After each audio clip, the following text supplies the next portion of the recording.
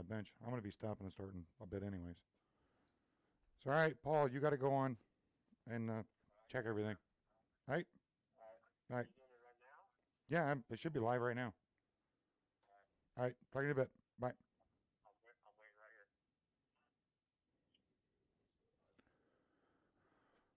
Hopefully it's charged. I mean, if not, 16%. You know what? I can plug it in over here on the side. So let's do that. Plug it in over the side of there, down at the bottom of the bench there. Here, I can't really bend down right now, so if you can grab that. I'll be right with you guys, tidying some stuff up.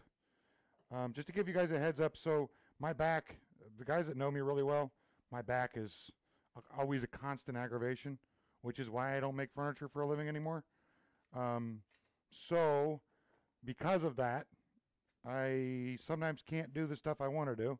And in this case, I'm not going to be able to stand for long periods at a time. So I'm going to be sitting and standing, and I'm just going to work. I mean, I'm supposed to get this thing done for my wife anyhow. So I'll work on that, and you guys can ask questions as I go. Give me a second here. I'm turning the iPad on so I can find the live thing so I can answer your questions.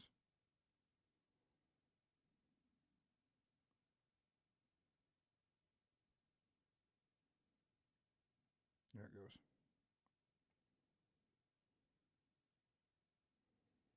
All right, it should be working here in a second. Hi, Mike. Oh, that's quiet mode. All right. There we go.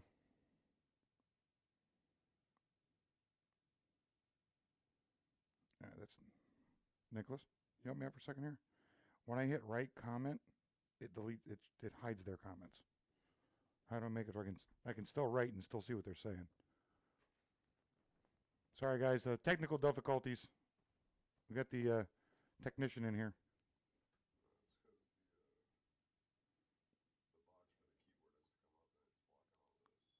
Well, if I turn it sideways, will that fix it?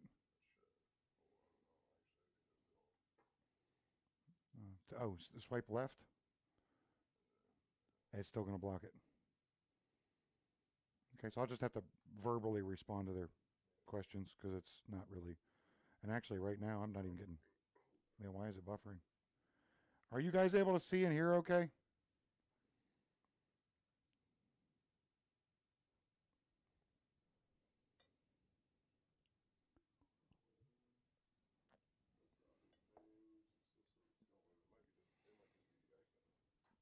Probably because it's low on battery. I'll just do it through my phone then. Just leave it plugged in and turn it off.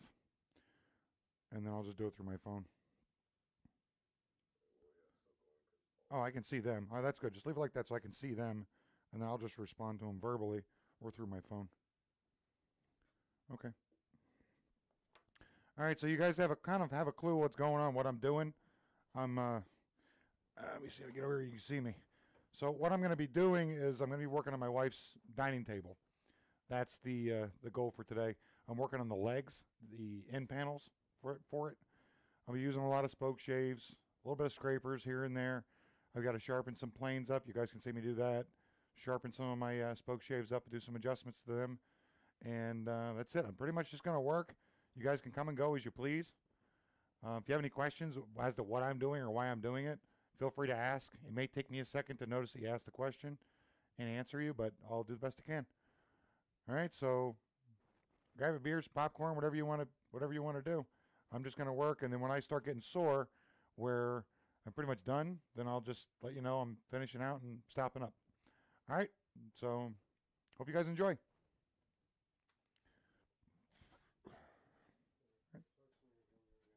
Yeah, thanks. Thanks, Nicholas.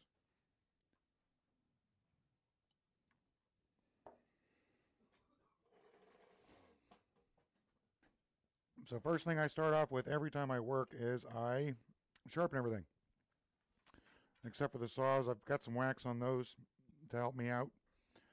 I typically don't sharpen those, but once every so often.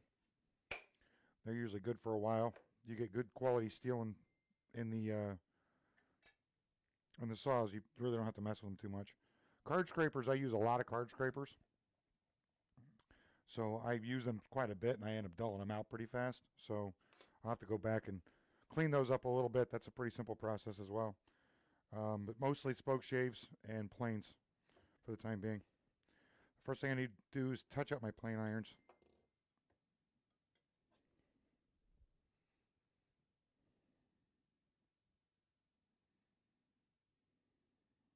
Give me 1 second. I'm getting some messages. Okay. We'll deal with that later. All right.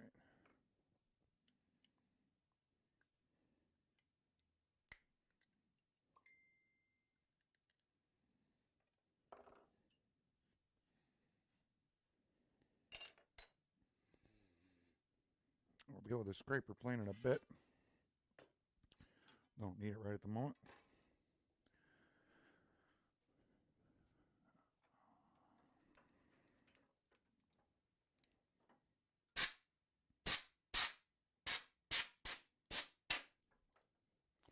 I'll try not to use the air compressor too often because this sucker is loud as hell. It's a cheap, run-of-the-mill air compressor, and it's a pretty noisy little sucker. As you guys can see, I've got my favorite plane here, my Miller's Falls number 10, and I've got the Lie-Nielsen 5.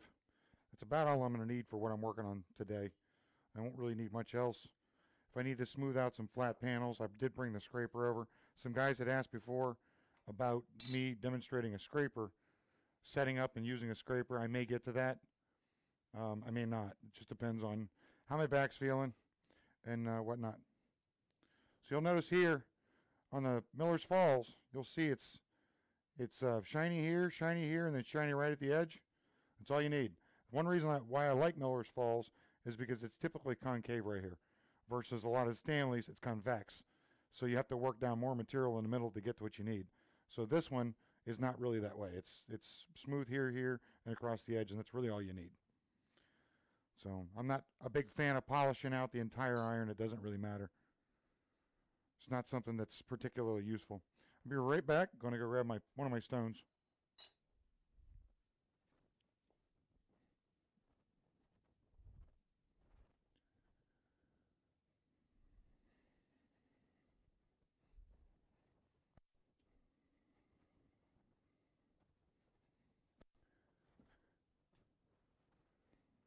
You guys will notice I'm somewhat of a simpleton when it comes to my sharpening procedures. I don't believe in all the complicated crap that guys teach. It's just not necessary. Get it as sharp as you need to do the work and move on. There's no 5 million grit stones here. I don't subscribe to that. To me, it's a stupid expense. More than it should be. I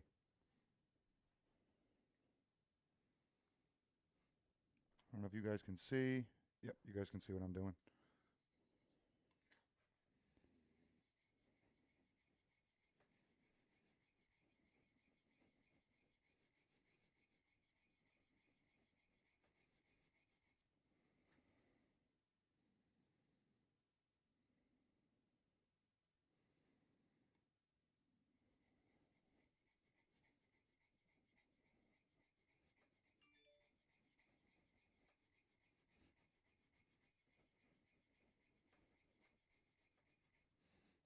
Absolutely correct, Robert.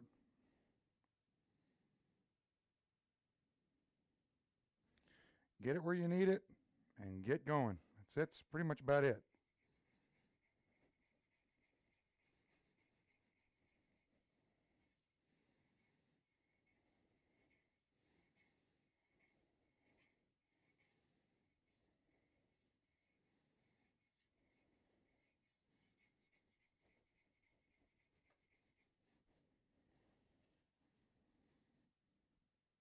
Now, since I use this plane for the most part solely as a smoother, I don't leave the edges square. I just dog ear them just slightly. And the reason I do that is because I want to be able to go across from section to section without leaving tracks. In this case, it doesn't really matter, but it's just the way I do it with this one. Jack planes I don't do that with. I don't camber the iron. I don't roll the edges at all. It's just something I don't do. But on my 10, I do. Yep, the wire just fell off. So you guys are probably curious as to what stone this is. This is a I can never remember the name of the brand of them. It's just a regular, inexpensive diamond plate. It's just a super fine diamond plate. These have already been brought to flat. They've already been surfaced over and dealt with and whatnot. So I don't really need to worry about grinding anything back. So I only really need one stone just to maintain the edge. And this iron is relatively sharp. It's one of the Lie-Nielsen irons. The problem with the Lie-Nielsen irons so far that I've found is that they don't tend to dull. For some reason, they seem to chip. So if you let it go to the point where it's dull, the edge actually chips, which has been a little bit frustrating for me for the most part. But they do seem to hold an edge for a while, so that's good. You get it. See, I got a nice quick burr there because the iron's nice and flat. That is one thing I'll give them. They're relatively flat from the factory, so it's less work in the long run. And you'll see here, basically, the iron just sits on the stone. That's because it's flat. And you'll notice that the Miller's Falls also did the same thing. So they're both very good quality.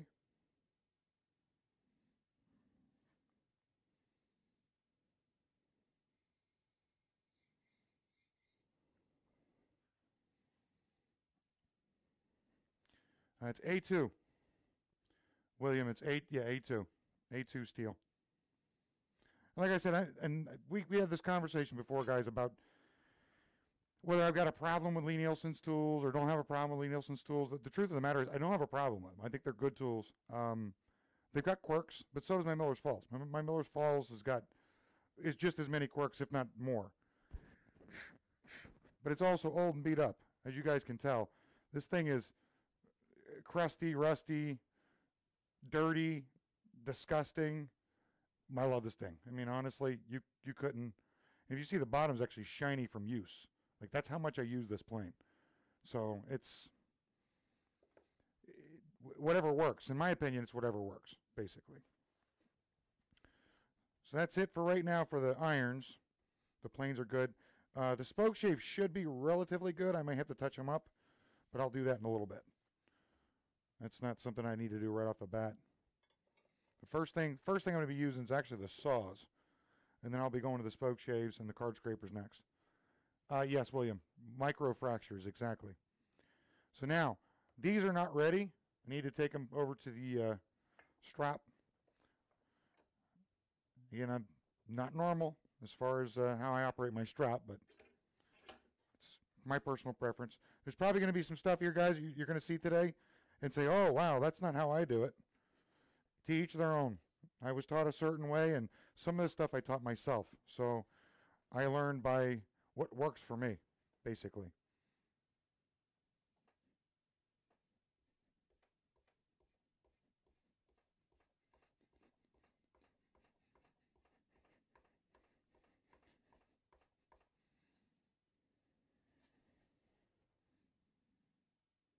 And all I'm looking for is smooth and no scratches on the edges.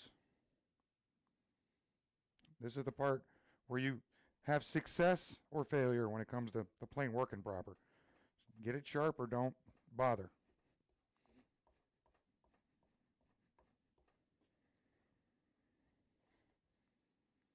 And yes, my wife hates the fact that I use my pants to wipe off my tools.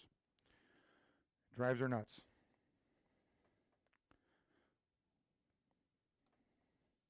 And what I'm doing now is I'm pulling across the back. So if there's any kind of a micro burr on the back side, it kind of abrades it and folds it back to the front. The more I do that, going back and forth from edge to edge, the better it seems it is for me.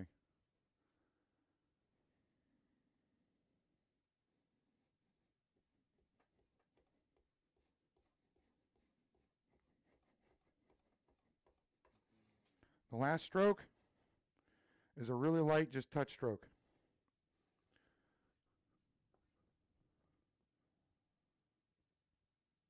And that's sticky sharp. I love my Miller's Falls. Now, because I have the dog ear on the corners, I can't bring the iron all the way down to the edge. But I found that with Miller's Falls seems to like that chip breaker to be back a little bit. Stanley's, no. Stanley's, you want them all the way up to the edge. For Miller's Falls, for some reason, they seem to be like to be back just a taste.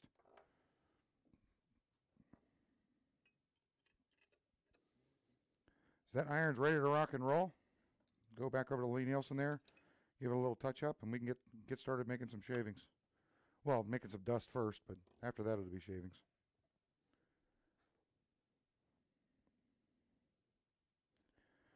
I've noticed that I have to put a little bit more pressure on the LN iron to smooth it out and get it shiny, take the scratches out. But I think that's due to the fact that the steel's a lot harder than it is on the Miller's Falls.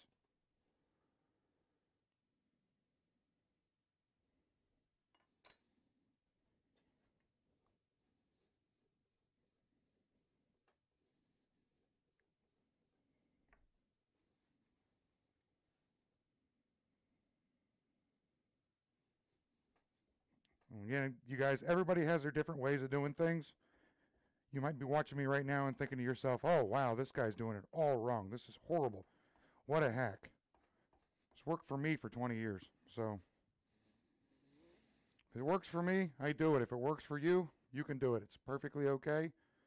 Everybody's got a different way to skin this cat. So and it's actually funny. If you look at the end of this Lie-Nielsen iron right now, let me see if I can get it up close enough to the camera where you can see it. Let me see here. Again, there's a delay, so I can't really see. You can see the burrs folded up to the front. And I'll have to wait for the delay here. I don't know. It's not auto-focusing, so. Anyways, there's a burr that's flipped back to the front. It's a little tiny, tiny, shiny burr that's flipped back to the front. So what I have to do here is go softly and flip the burr back again, and it'll fall off. A sharp iron at the end of the day is an infinity point from one surface to the next. That's it.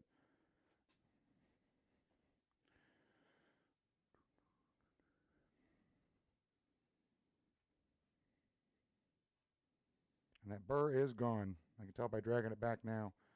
It's out of here.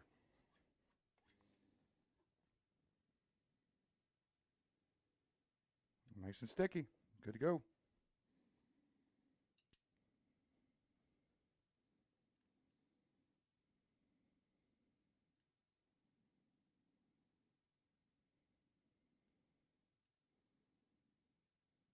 For some reason, I guess I got some crap in there. You go. I had some crap in the threads. I didn't want to go back on.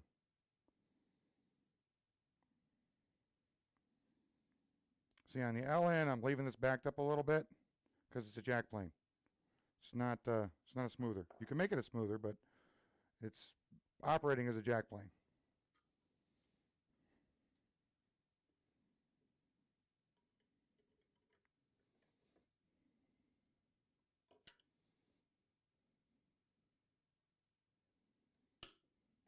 Good to go. All right. One more thing I should probably touch up here. I'm not even going to go to the stone with it. I'm just going to cross over here. Go on here. This is the chisel I'm going to use to clean out the waste when I do the next operation with the saw. So it doesn't need to be really super sharp because I'm going to be using it as a bevel angle to knock out chips, but it doesn't hurt it to be a little bit sharper. Never hurts to have a sharp tool.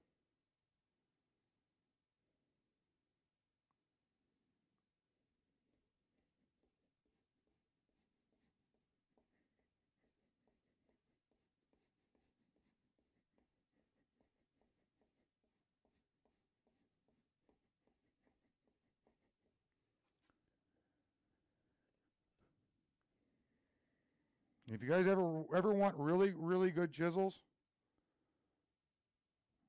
the Marples Blue Chips, and you're looking for the one that's got the little white ring in there, those are, in my opinion, one of the best chisels you can buy, and they run a lot cheaper than the more expensive chisels. These are good chisels. Their steel's really good. They hold an edge really well. They hone up really well. I like the Narex as well. I've got quite a few of those floating around the shop here. But I'm a big fan of the blue chips for sure.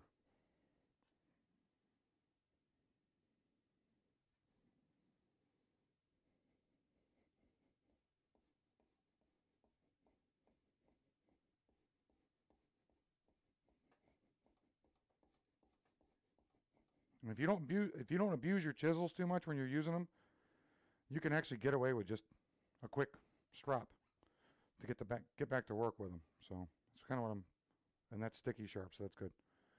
Good to go. All right. The next part, I don't know how well you guys are going to be able to see. I might be in the way, but we'll see how it goes.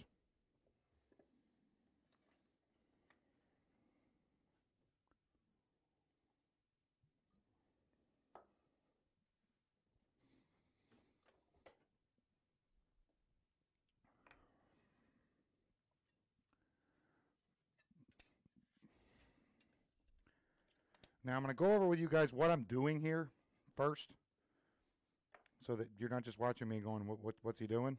Why is he doing that? As you guys know, I like sculpted things. I don't like flat edges. It's just not my thing. I like things that are round and shapely. So you can see a line that's here going across. That's a pencil line. And effectively, what this is going to end up looking like is somewhat like this. So we've got to make this part disappear that's on this piece right here. That's the next thing we're going to do. And I'm all about bulk waste removal, if I can possibly do it. That's the way I want to go. I'll move this out of the way so I don't cut it.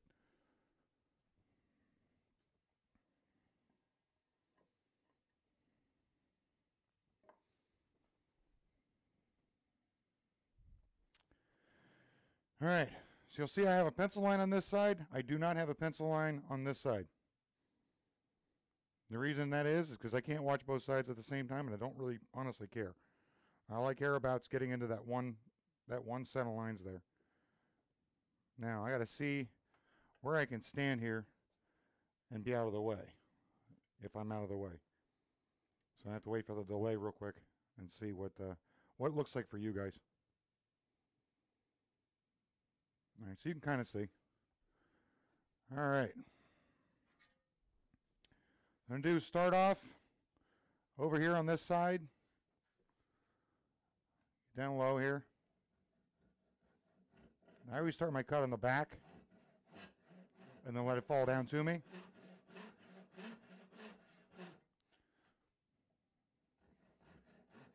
And do a series of cuts.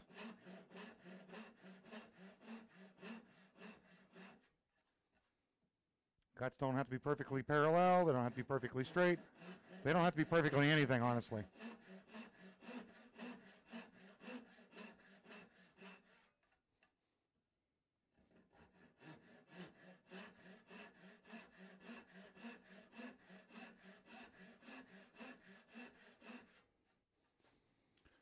And that saw, I'm not getting a long stroke on that saw.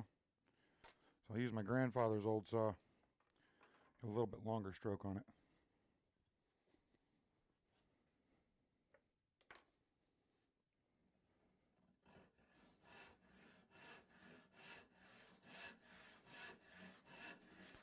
Now this old saw has a little bit of a kink in it, so you'll probably hear it smacking around when it gets in a deeper cut. But it's still the saw I got from my father. It was my grandfather's, and honestly, only thing I'm going to do with it is use it.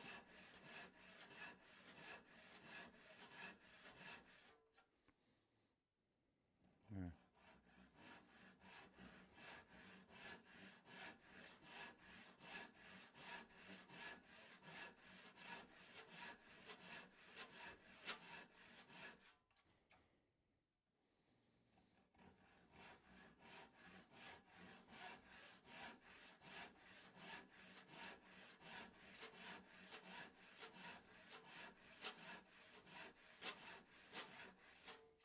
And that smacking sound you're hearing as the saw comes back, Basically what it is there's a little kink at the end of the saw.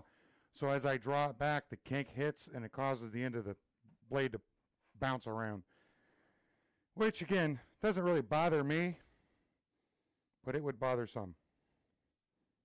That's going to work, guys. What do you think?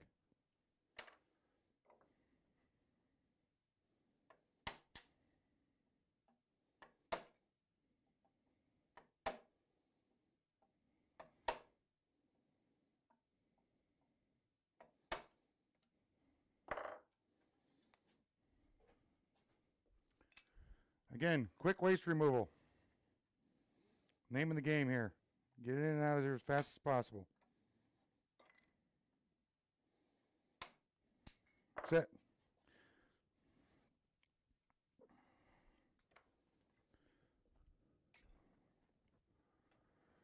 I mean, you could screw around with this thing all day long if you wanted to. With a circular plane, but it would take longer than it's necessary. This is just the fastest way to do it. This type of work actually comes from timber framing. That's where I learned it, working with some timber framing guys a while back. So it really is helpful. Now, as I get deeper down into there, I'll make wider curve cuts.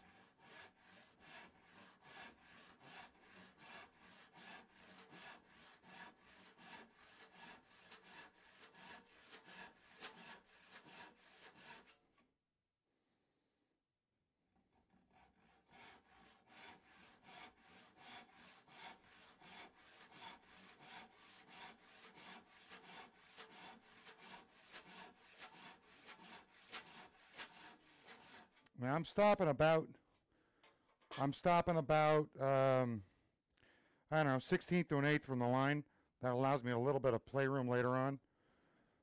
But that's really pretty much all I need.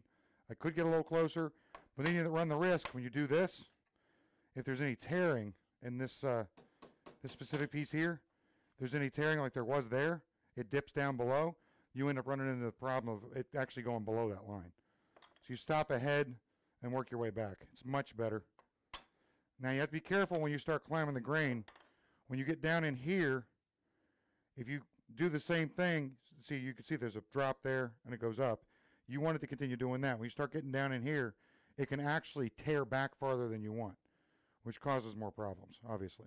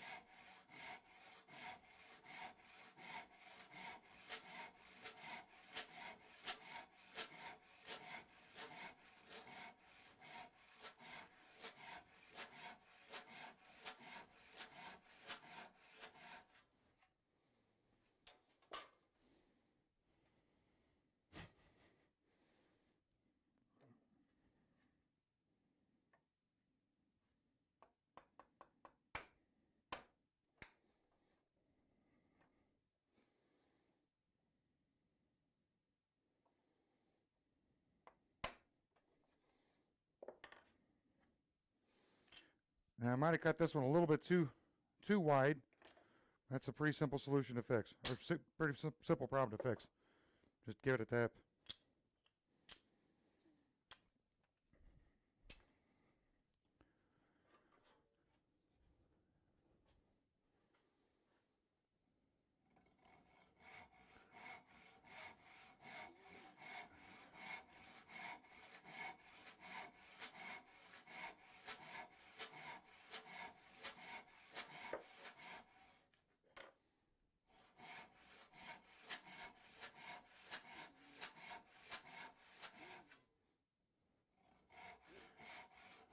So now the width of your curve cuts, it doesn't really matter, honestly.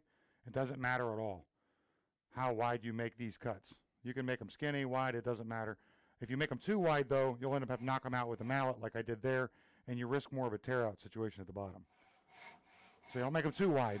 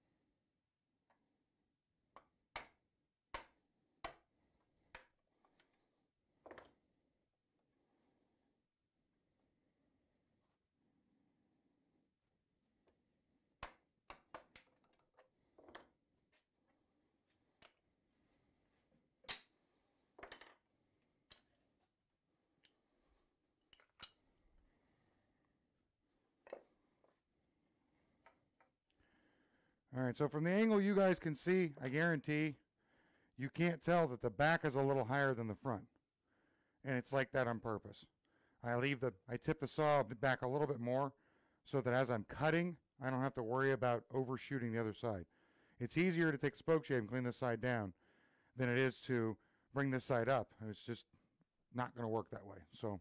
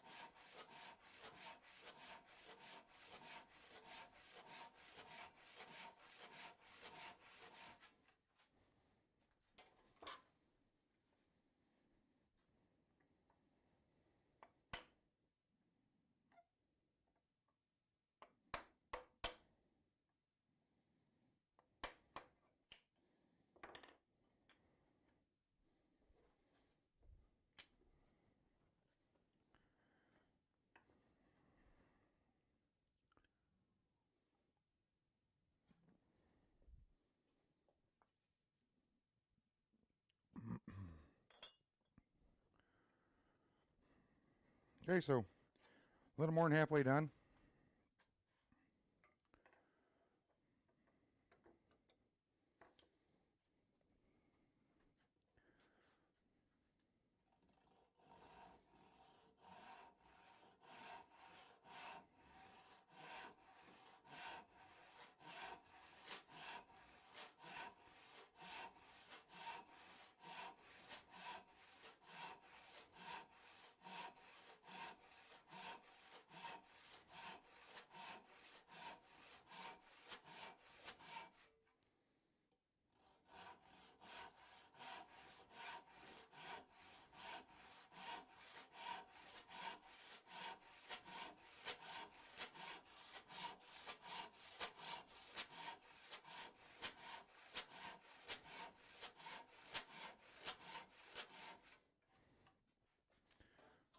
Somebody should probably bump Mike Stimple. There's a saw involved. The last time there was a video and there was no saws involved, he got pretty upset. So somebody should bump Mike Stimple and let him know that somebody's using a saw live on Facebook. I don't know if he'll know how to handle himself, though. Although this doesn't have a stamp on it. So it's a much later saw. And he said it was my grandfather's, but I think he bought it a little bit later in his career. It's a later Distin. He was a big Distin fan. He liked Distin saws. All the saws he owned that came to me were all Distins. I didn't see anything else. My dad had a couple G.H. Bishop saws that he liked and a Simons, but it was mostly Distin when it came to my grandfather.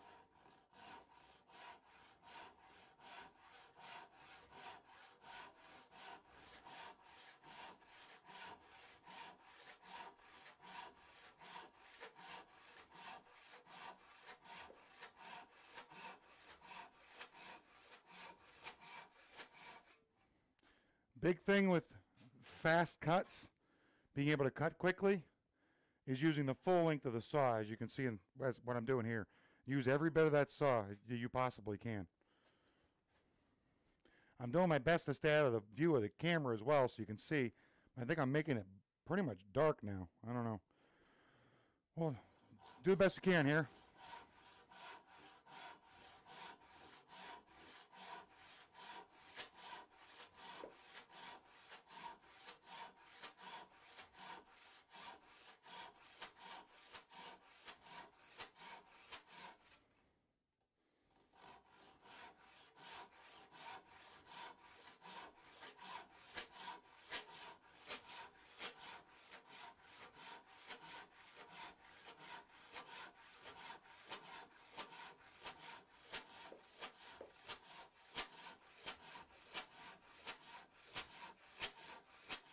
I hate that. That smacking sound drives me nuts.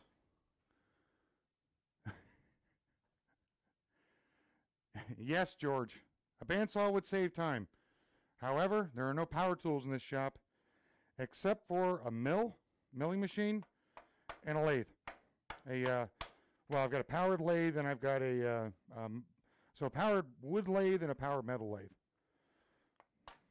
So everything else in this shop is cord-free. It's a personal preference of mine. I enjoy the building process a lot more.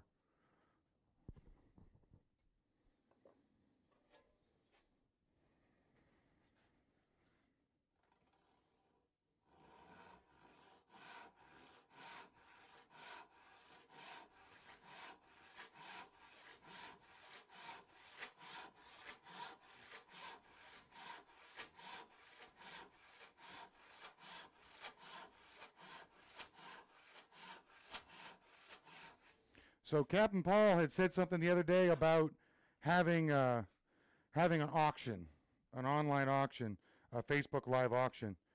And I'll tell you what we'll do. If more than 5 of you, which there's only 5 of you now, if we get up around 20 or 30 people on here, I'll auction something off just for giggles. And I'll make sure that it's powered, since a lot of guys have been asking power tool questions. I've got a DeWalt drill set that I picked up a while back just because the price was good. I'll auction that off, let you guys have at it. But there needs to be a lot more than 6 people for me to do that.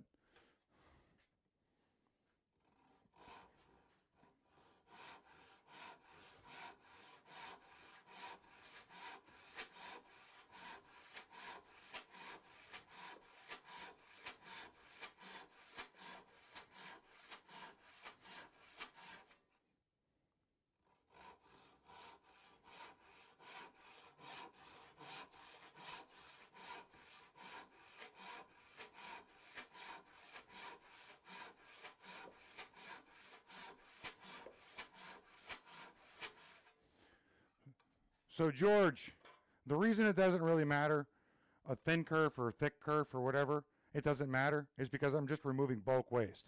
Now, if I needed to get between 2 shoulders for something, and I had a particular joint laid out, I would probably use a bow saw with a really thin kerf on it. But in this case, the thicker the kerf, actually the better. It's helping me remove the material quicker. So I would want all of this stuff removed. None of this is being kept. The good part's underneath here. So I really don't care what happens up here. As long as it doesn't get down in the good stuff, I could give a crap what happens here. So yes, a thin kerf for joinery would be great. For this, doesn't matter. It really honestly does not matter whatsoever. My goal is just to quickly remove every bit of material I can here and then move on to the next step.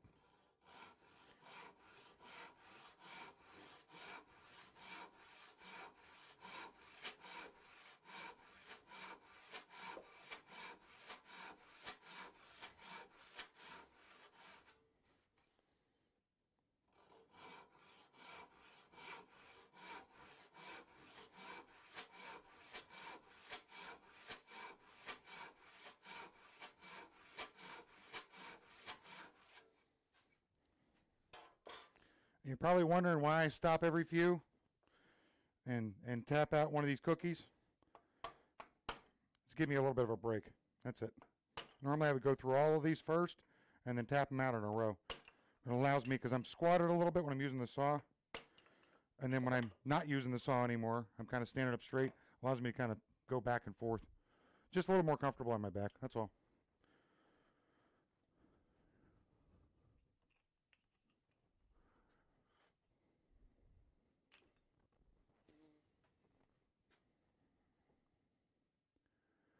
Yeah, so George, the speed, this is a dining table for my wife. Part of the reason why I don't make furniture for a living anymore is because of the speed. I just can't do it. I can't do the speed that I used to be able to. My back won't tolerate it. And so for something like this, if it takes me a year to make, it's okay. And it's more of a matter of it's for the love of my wife having what she wants. If that makes any sense? So if it takes me a month to do this piece, who cares? And you're right. Speed I would be involving power tools. Anytime you want speed, you want power tools. In this case, I don't really care about the speed. Now what I'm doing right here, before I get ahead of myself, is I'm marking where the end of the arc is on each side. So when I get down to doing the chisel work, I'm good. I'm pretty much set up. And again, when it comes to something like this, a handmade table, you can get away with a lot of miscalculation and a lot of like out of place looks because it's all sculpted, right? So in furniture design, furniture building, if you have hard edges, the hard edges are very visible if you screw up or if something's not perfectly right. But in my case, everything's sculpted. It doesn't really matter. It really honestly doesn't matter because I'm going to sculpt the other edge. Your eye would have to be very discerning to see a slight anywhere in it. So, again, a little bit of a tangent. Gives me a little bit of a breather break too. Paul, simple question. I do it by hand. I don't duplicate the curve any other way than by eye. And it's all this stuff, all the curves you see in all these pieces, all these edges, everything else, they're all done by eye.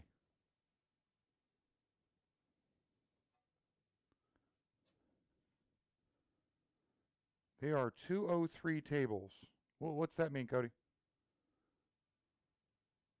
Well, I guess I need to sharpen my saw too. I don't know what a 203 table is. Maybe I'm out of the loop.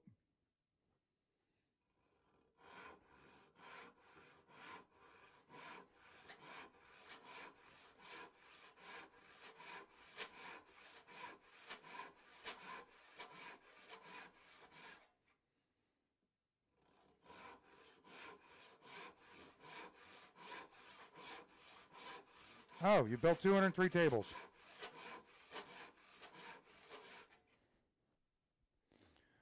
I don't think I've personally built 203 tables. You might be ahead of me on that one.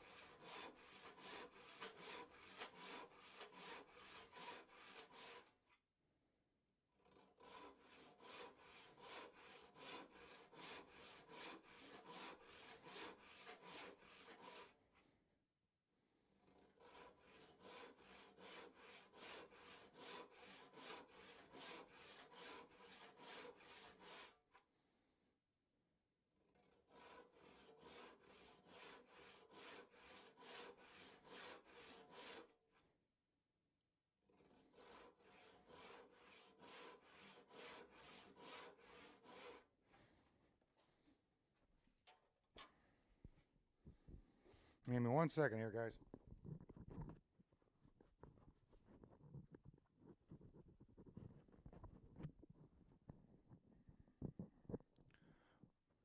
I actually developed a little bit of sweat on my brow.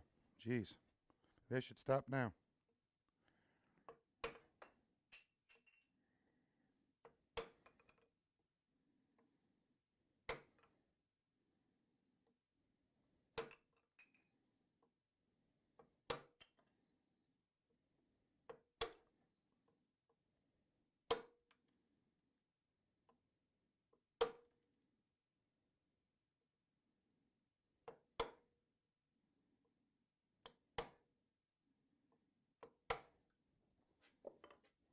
Now you've probably noticed that I leave a little bit of meat back here and back here.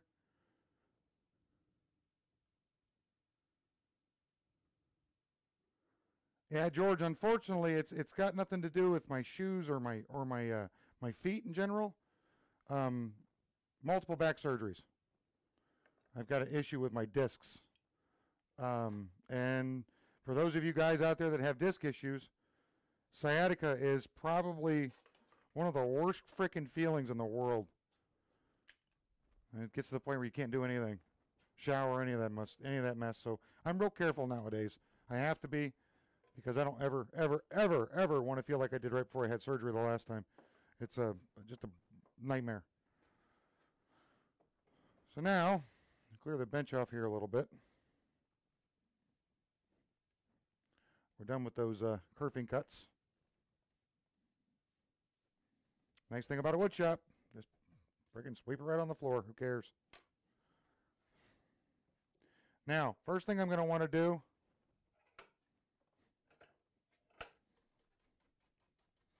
is kind of knock these edges down a little bit right here. And I won't do that with the spoke shave. That's just too much to try to get in there with a spoke shave. So what I'll do is I'll take the chisel with the bevel back. And I don't know why I keep reaching for that brush. That thing's not going to help me whack this too much. Just kind of work my way across here.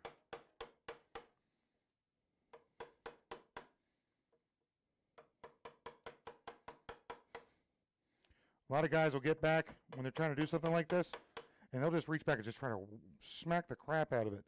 It doesn't really help. Little short taps. You get more control over the chisel that way.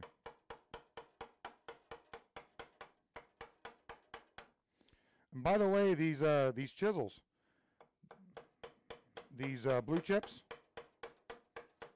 pick them up off of Tony Seo. You guys see his listings on Facebook on occasion. He had sets of them, and I literally bought all the sets he had because they're just freaking amazing chisels. They really are. Absolutely good chisels. And the price, typically you can't beat the price. I mean, they're not blue spruces by any means, but they're damn good chisels either way.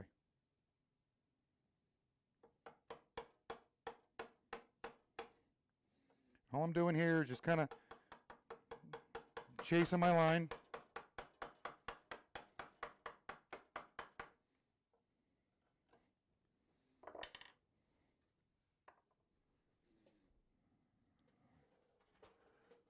All right, now, my favorite part, sit down a little bit. And all I'm doing is basically chasing this around, trying to get as close to, chasing them around, trying to get as close as I can to the line without going too deep, and then I'll chase them back again with the spoke shaves.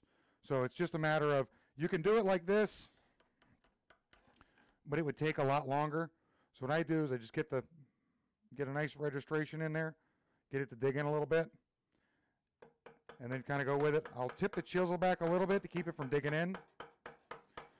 What you have to watch, though, is that the right side of the chisel wants to go deep. They don't want to twist on you, especially if your chisel isn't equal sharpness all the way across. It'll try to dive. And again, the idea isn't to get all the way down to the line at this point. It's just to get it relatively close. Now, I could chase this with a circular plane afterwards, but I prefer circular planes for outside curves. Inside curves work fine as well. You can use it for that, but I just prefer outside curves on it.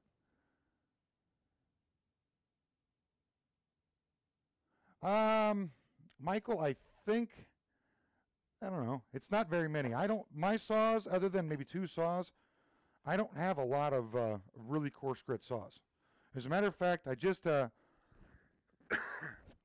had Bob Page work me out some saws that were like 16 and 14 TPI.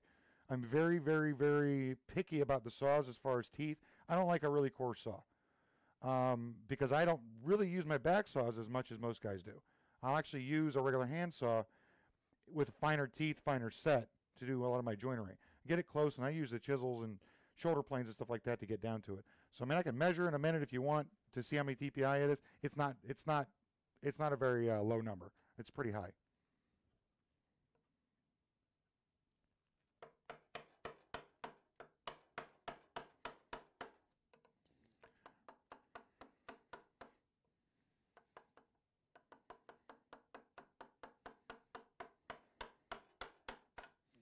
This part of the work is a lot like chip carving, actually.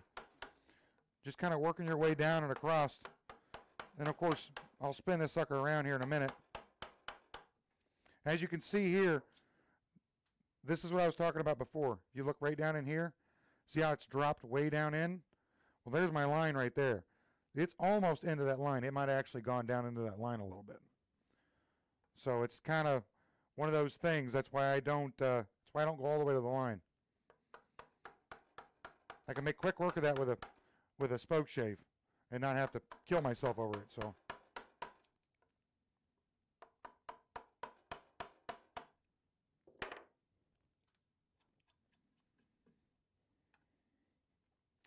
and again, everybody has their way of doing things. This is just what works for me. I worked for, when I did my apprenticeship, I apprenticed under an old Brit that was very simple. Everything was simple. It was very rudimentary, but the work he did was amazing. So the respect he got in the community, the woodworking community, was pretty high, even though his techniques were very caveman-esque. And I kind of like that. For me, it's comforting, it's enjoyable. I don't get all freaking scientific with it.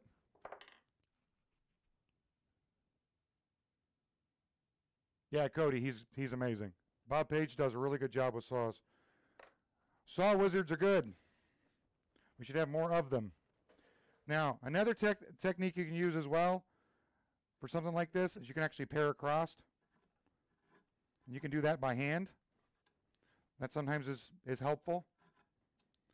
You can actually remove or more controllably remove more material at the same time as well, as I'm doing here. And all I'm using is the edge of the chisel on most of the cut here. I'm just using the very edge of the chisel, and I'm angling it up. I'm making the chisel go up this way so I don't dig down too deep.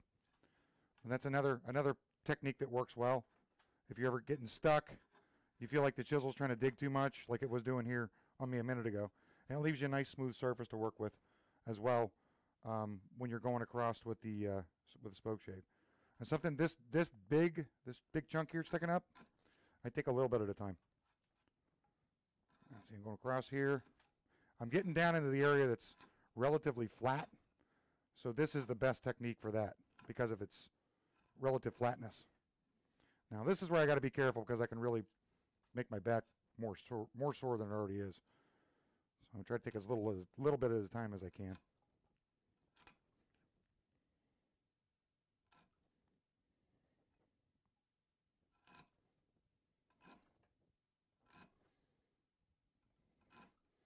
And the key to doing work like this, sharp chisel. It's really sharp chisel and hand control. It's pretty simple stuff. And of course, keep clearing your chips out so you can actually see what you're doing.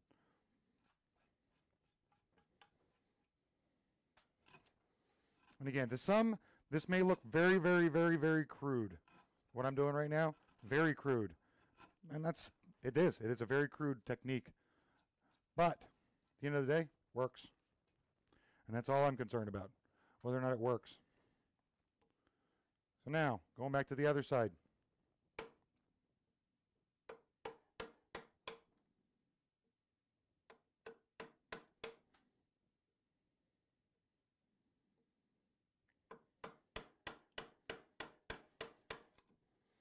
Now, hopefully, you guys can still see what I'm doing.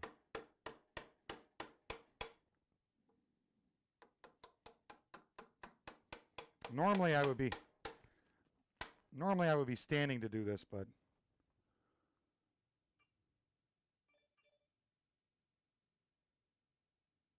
yes, I do, George. That's why I'm going to the other side and coming back down. I obviously can't work my way up the grain. So there's my midway point. There's a little bit of a flat from probably right about here to right about here. So I'm okay with going sideways like this too. And then, you know, once I get to about here, which is where I stopped, it starts going uphill again. If I continue doing that slicing action, I'm going to end up with a problem. Now, so what I can do is I can start here and work my way down this way, doing the same thing. So I'll show you real quick. And again, a thinner chisel, or a narrower chisel probably would help more with that, but I can go across here like this and work my way across.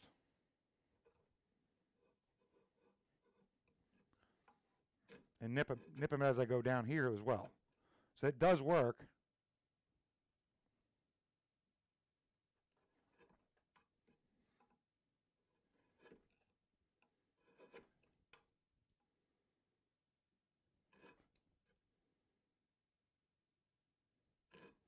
And I'm only using about 1/8 of the edge of the chisel there on each cut.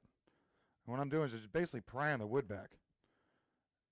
And since it's walnut chips really easily, so I'm using the grain structure and how it works to my advantage. See, I catch the corner of that, see that whole piece fell off just from catching the corner of it. It just peels it back.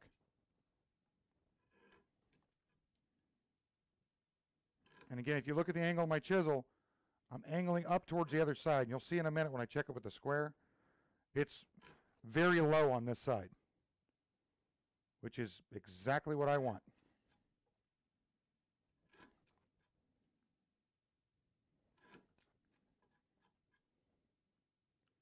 So again, this is back to what George was talking about. This is basically effectively chasing the grain. I'm just chasing the grain down as I go. Now, if this was a really heavy curve, a really steep curve, I would get a skinnier chisel. Do the same thing with it. Just little smaller nibbles, that's all.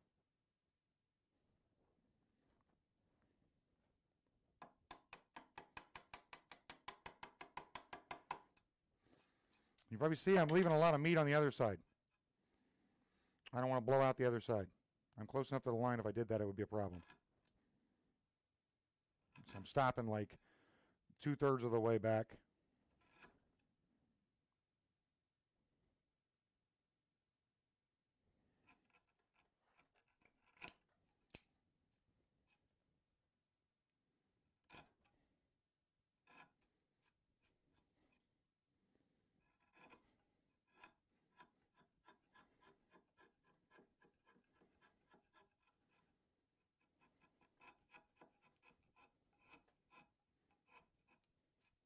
And I have no intention of making this a really smooth cut.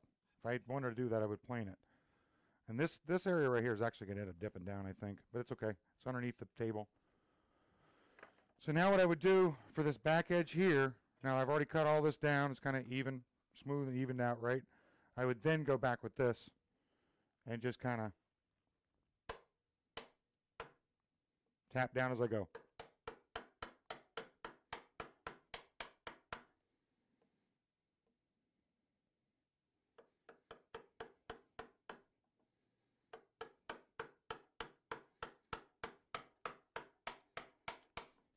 Now this component doesn't fit into another component.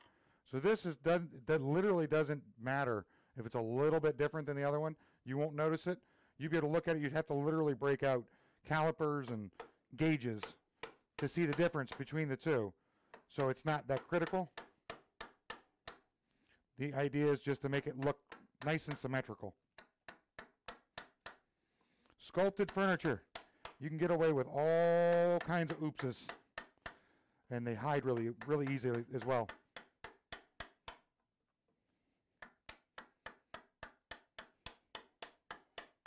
The funny part is it'll hide all those oopses and still command more money, which is crazy. But it is what it is.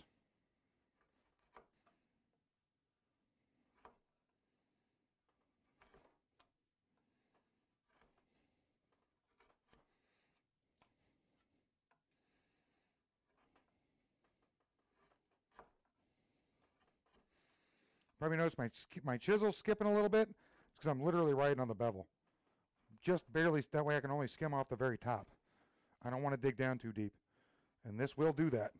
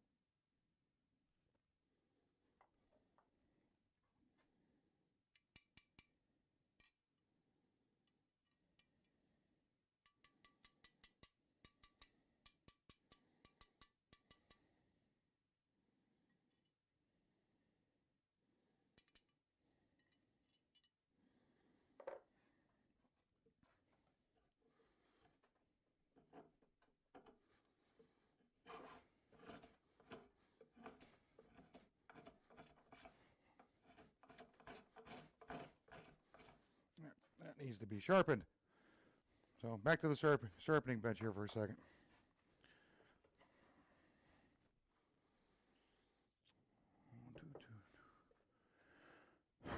Now, so the spoke shave I'm using right now is a Record 0150 or 0151. And basically, actually, no, it's an 0150. I must have the wrong cap on it. No, it's an 0151, which is a curved bottom version of it. I prefer. No, Rick, your body is sculpted. Roundly figured, right, bud?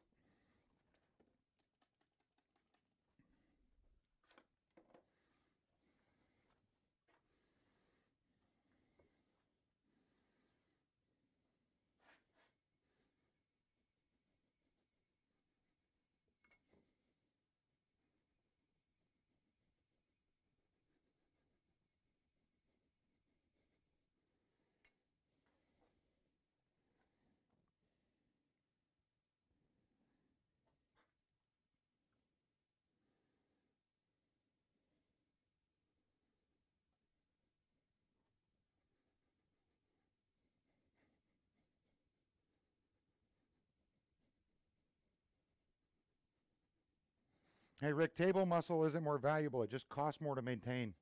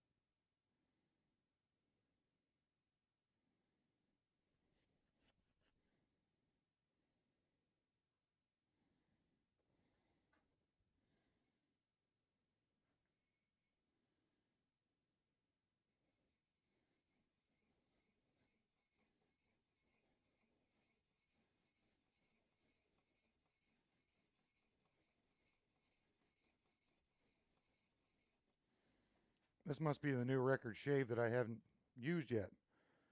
I picked it up off of eBay a while back. I wanted another curved sole shave, and I picked this one up. This one hadn't been flattened or anything yet.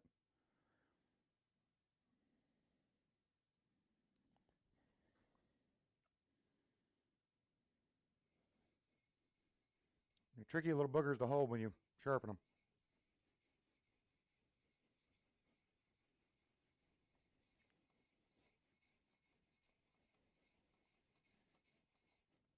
Feel your pain, Cody. Feel your pain. I very much have the giant cartoon hands you speak of.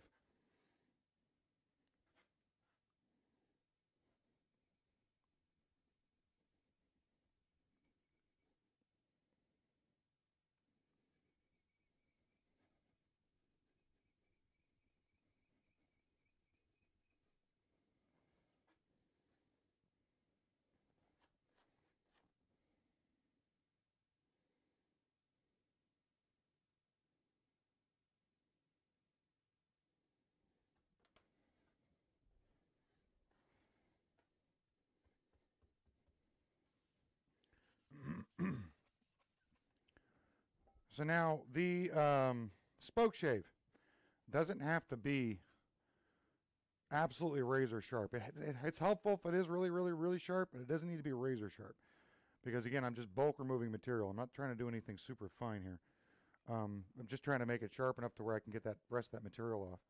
And I do need the flexibility of having a curved sole, or not a curved sole, a round sole, so I can get down in that upper corner there, or the middle of that corner there.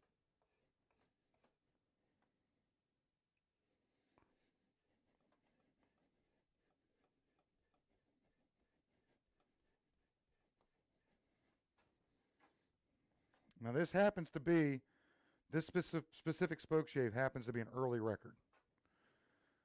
The steel on them is a little bit harder and a little bit more flexible than the later steel on the records. But you can't go wrong on either. I found both are very, very good. Very, very good quality. As most of you guys know, I am a huge record fan, specifically because of that. I just think the steel is much better than even a lot of the American brands that we sell frequently. So it's kind of a great thing to know. Record stuff is harder to find here. It's a little bit more expensive when you do find it. So buying the American stuff is easier and better if you're on a budget. But the steel is truly, I think, better than the others.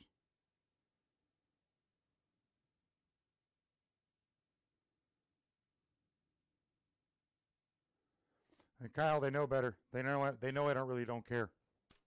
I think that's the problem. They can tell me how to sharpen all day long. Doesn't bother me either way. Record vices are amazing. They're extremely expensive. They're worth every penny. The best woodworking bench vise, in my opinion, that was ever produced and in mass quantity was the Record. They are likely one of the most expensive as well that you can buy now without going to a modern maker. They're not cheap by any chance. This is a knockoff Record vise. I've had nothing but problems with it. I've got a vise down at the other end of the table as well. It's also a knockoff, and I've had nothing but problems with it as well. So eventually, I plan on building a new bench, and the shelves up here are going to get replaced relatively soon. That's another project for another day. But when I do, I'll put a record vise in here.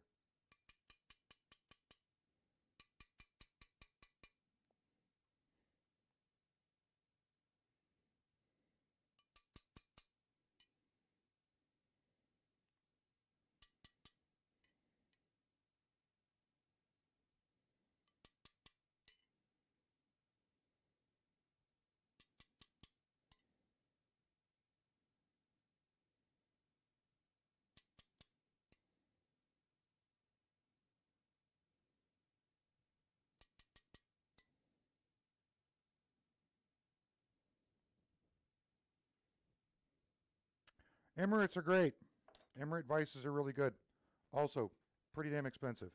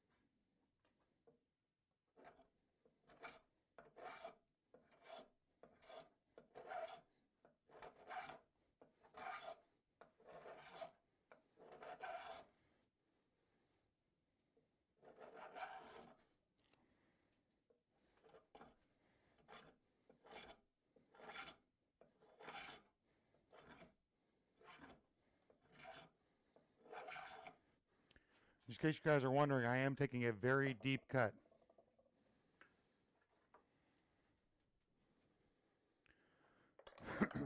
Deeper than these are typically supposed to take, but works out okay. It gets me kind of down where I can use my adjustable mouth, which is actually my favorite spoke shave. It's also my grandfather's. It's an adjustable mouth Stanley 53.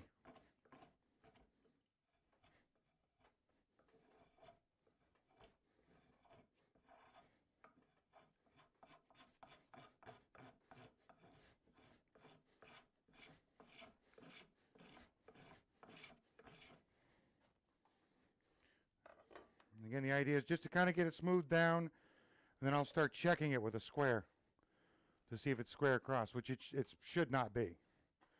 It should actually be pretty far out of square.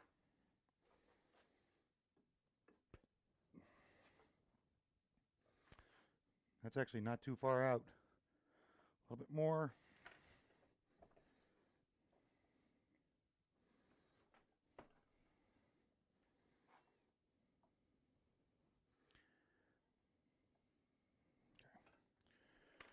I just kind of pay attention to where I'm at.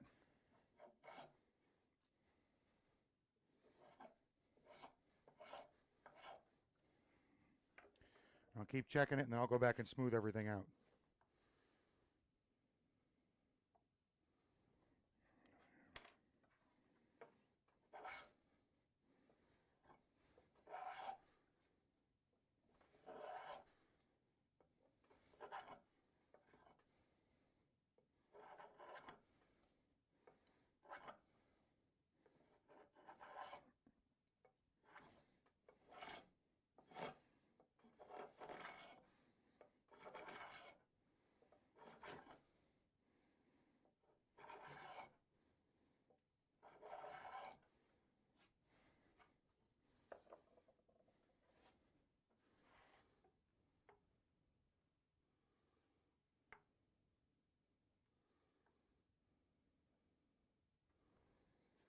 Just periodically check where I'm at.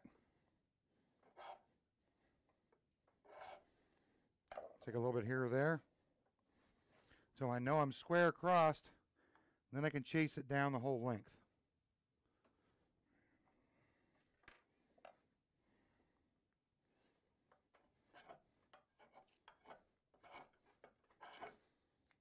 And I won't be doing it with this shave. That's a wide open mouth, very aggressive shave. I'll be doing it with the Stanley 53.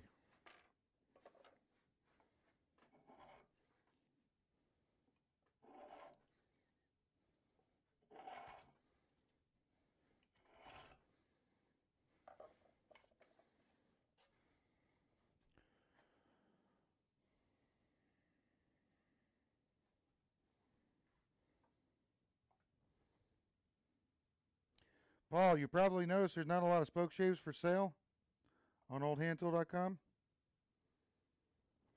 I like them. Use the hell out of them. It's one of my favorite tools in the shop. It's mostly because of the type of work I do. When I do.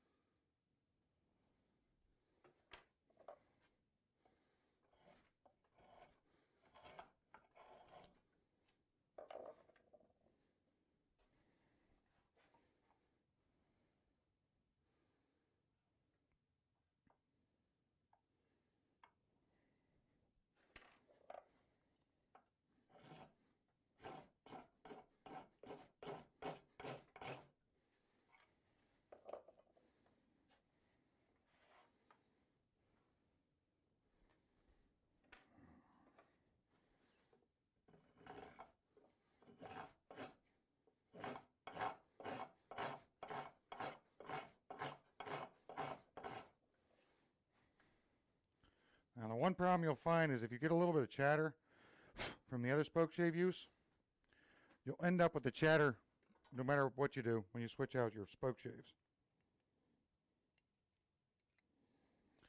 Only downside to the 53, the only downside to this guy is the mouth clogs up because of this rail.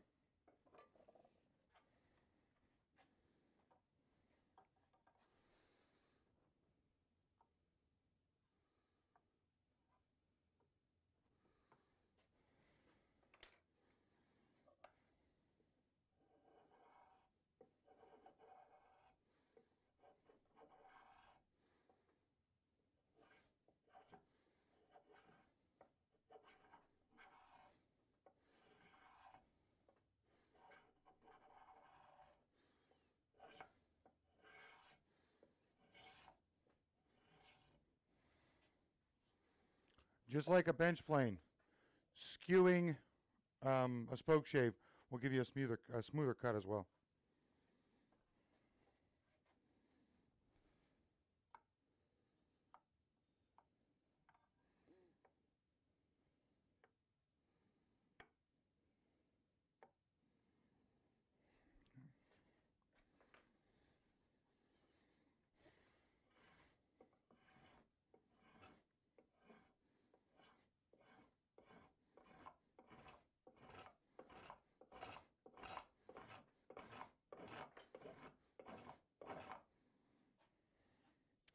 I think my 53 is getting dull as well.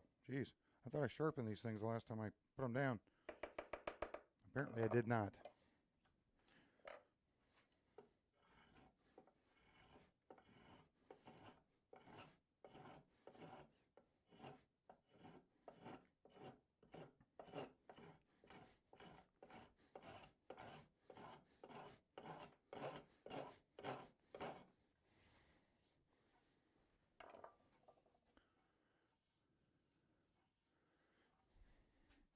Yes, it does. You're absolutely correct.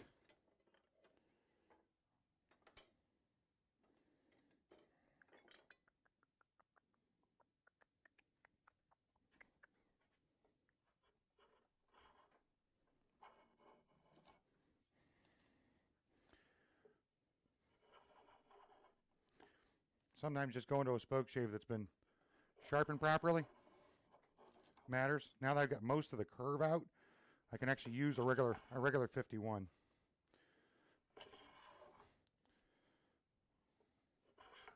This is one of the very few Stanley 51s that I've found that has a relatively tight mouth. I don't know why, but the 51s, normally when I find them, they don't have tight mouths. They have wide open mouths, and they chatter like crazy. This one has got a decent, or it's actually 52, has a decently closed mouth.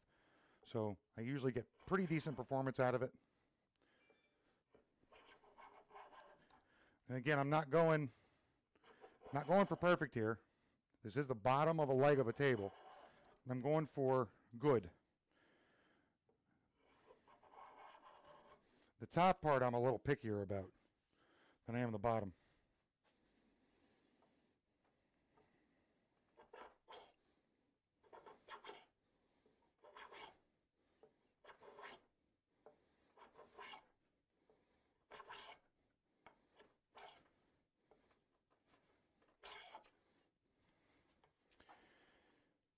As you can see, this is cutting a lot better because it's sharper. You'll notice this little spot right here. I said earlier it was going to get in the way. I've got a little bit of meat I can remove there, but that's probably still going to be a problem.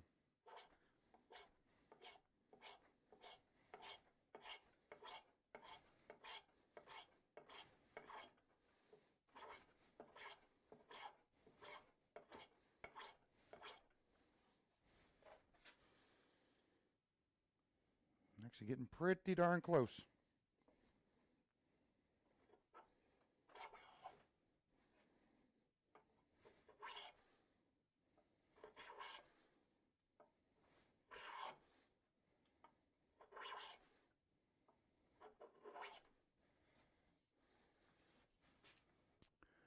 All right, that side's good. This side's good to go. This side needs a little bit more. Yeah, right. Draw knife on this would be more than a pain in the ass. Draw knives also give you a lot less control.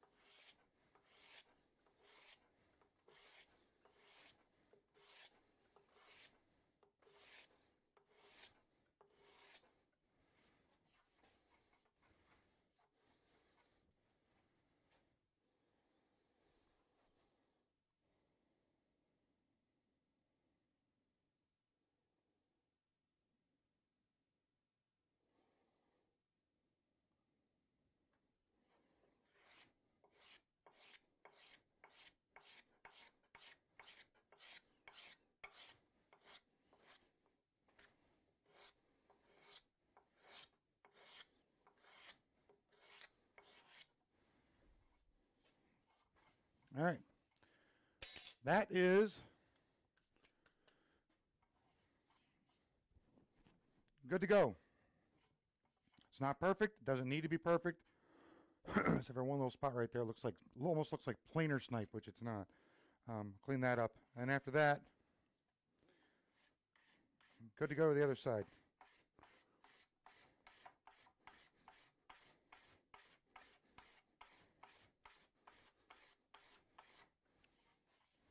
Good.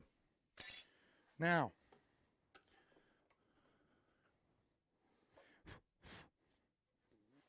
moving forward. Let's get these spoke shaves out of the way. Don't need this in the way either.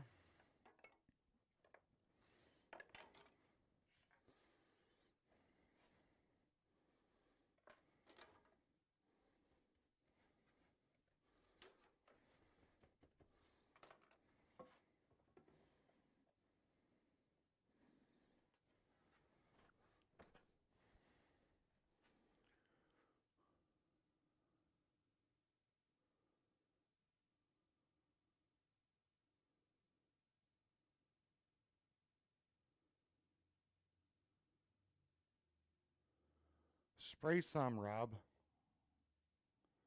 Ow. No, I don't. I'm not going to wet it. In this process, I'm not going to wet it. I don't want to move any. I don't want anything to absorb anything more than it's already climatized to the shop. A lot of guys, they can't wait to see the grain, and when they do that, they rush it too much. No, no, Cody. Those are hand cut mortises. All right, guys, give me 1 second. I got to fit this and draw my pencil lines.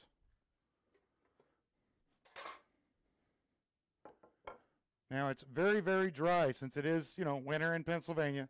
It's very, very dry right now. So the fit is nice and loose, and I'll swell the joints using wedges later on as well. So, but I just got to mark everything out for fit. Wait.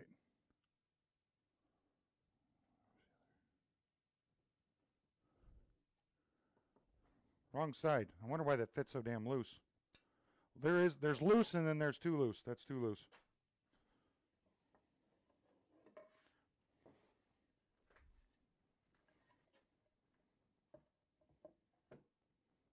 That's still pretty loose. All right. So, wait.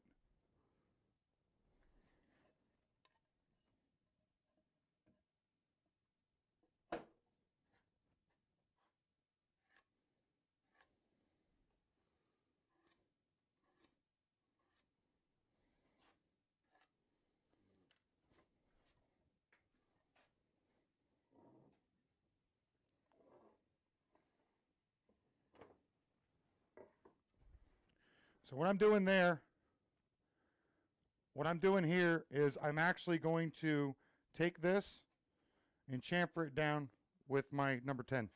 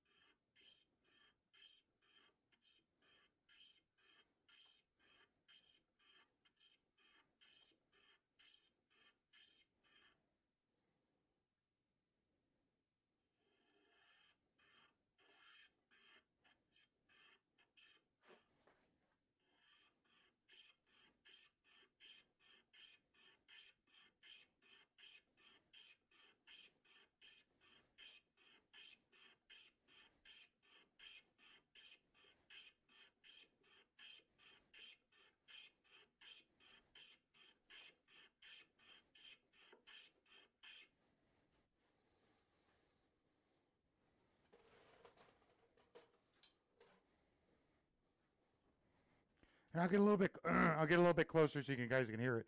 You can't feel. By the way, this is climbing grain. What I'm cutting right now, I'm actually climbing the grain. If you guys were here and you could feel it, it's glass smooth. That is my favorite plane in this entire shop.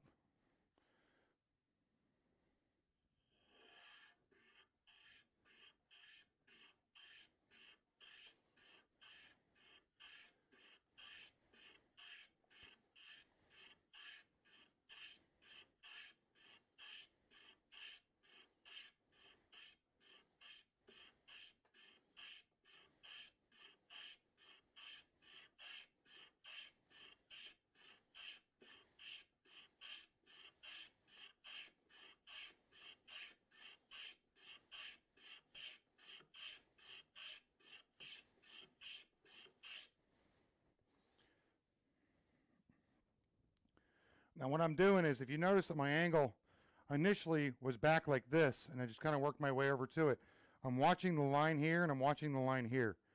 And I'm adjusting the pressure on the side that the line is a little bit too far apart. And Kyle, I have a 72, remember? I don't use that stuff. There's no need for it. If you need a plane to make you that specific cut, when you can just do it with one of these, then by all means.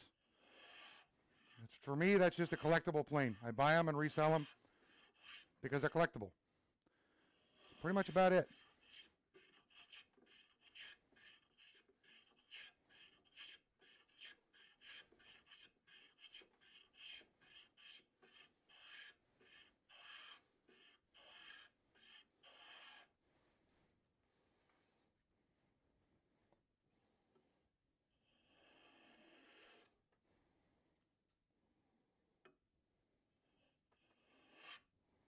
What I'm doing now is I'm watching the line. Once it disappears, I've got enough done. Now one more quick pass. That side's done. Spin it around and go at it again.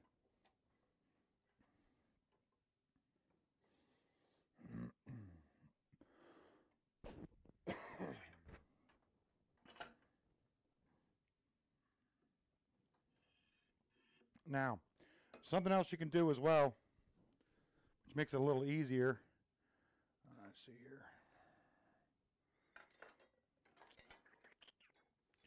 If you want to go a little faster, you take your 52. Now, the 52 will tear. On this grain, it will tear. Now, I could do this. Take a little bit more, maybe a little bit faster. You see, I'm going against the grain here. And it's tearing significantly. So you can do that. That is an option.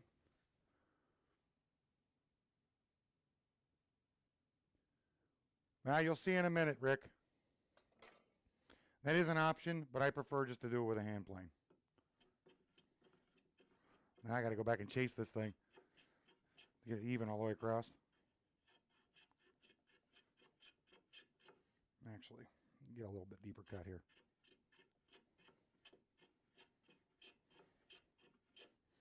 All right. Painted myself into a corner doing that. So now I'm going to unpaint myself.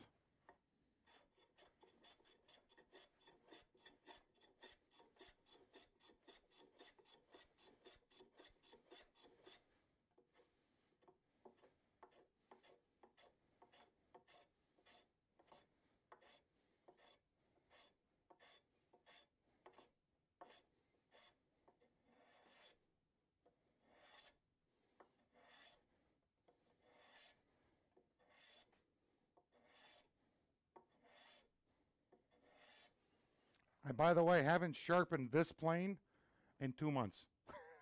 And it's a record. It's actually a record Marples, which a lot of guys say they're garbage planes. They're absolutely not garbage planes. These things are amazing. My dad, it's another tool my dad passed down to me. These are the tools that don't get sold, by the way. You'll never find these on oldhandtool.com. These are tools that were passed down from my father or my grandfather. But my dad bought this at a Ace hardware store back in the day before they were called Ace. I think he bought it in the 80s. And everybody says 80s planes are garbage. Absolute garbage. They don't work very well at all. I don't know if you can hear the sound through my mic. This thing hasn't been sharpened, like I said, like 2 months. Or maybe longer than that. Or a little bit shorter than that, I'm not sure. But it's literally held its edge throughout the entire process of the other leg, the other side, and some of the shaping of this. So these are freaking amazing. If you find an 060.5 on eBay, buy it. It's every bit as good as what's, in my opinion, is Stanley's pinnacle of quality, which is the 60.5. The 60.5 is an amazing plane, but the 060.5 is amazing as well.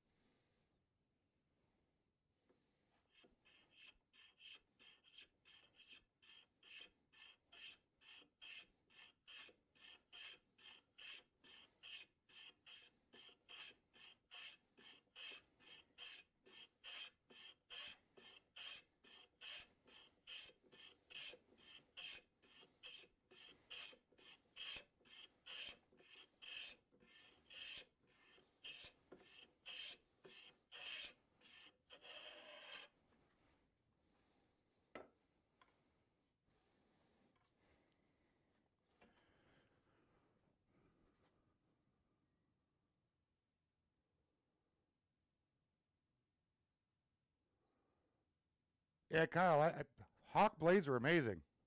Only problem with Hawk, I just can't get past the whole shape of the iron. It drives me nuts. And yes, I can cut it off and I can do all that. I'm just not going to do that. I'd rather just stick with these old guys or even the Nielsen's. So,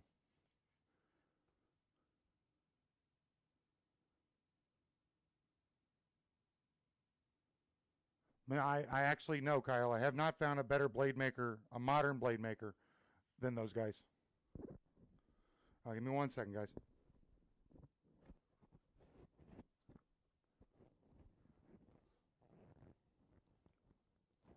Yes. Oh, yes, Cody. That's the original iron. As a matter of fact, the iron is actually even slightly pitted. This thing was an absolute mess when I got it. I picked it up as the first number 10 that I'd ever seen, and I just had to buy it. I paid a lot of money for it. I didn't really care. It was just one that I wanted. I bought it a long time ago, and it stayed with me ever since. It does have a replacement tote. I replaced the tote on it. The tote was broken by me on accident, knocked it off the bench, and snapped the tote. And with Miller's Falls Type 3s, it's really hard to repair the tote and not be visible. So, Kyle, I haven't tried the PMV 11 either. I really haven't. So I've heard some good stuff about them, but nobody's ever been able to give me like a complete rundown of them so far. Okay, so to answer your question, Cody, yes, we're going to be putting a chamfer along the edge of the leg as well. So now, little trick. That chamfer, how do I know? There's no marks on here, so how do I know how far down to go on the chamfer, right? An old framing carpenter's trick. Go there, come here, just get a rough line marked out. As long as I don't knock it off the bench, we're good to go. Using my fingers as a gauge line, basically. So, go back here, same thing. Go back and across. Go here. So now, I've got an issue with the line not going all the way up. So like I got it there because of my hand position. I'll just put it in. Now, what I've got to do is go and double check, make sure my lines are the same depth, which they are not. This is deeper. So now, I'll double check off of this line, make sure I'm good and consistent. I'll go back and fix this. So just kind of just keep checking it.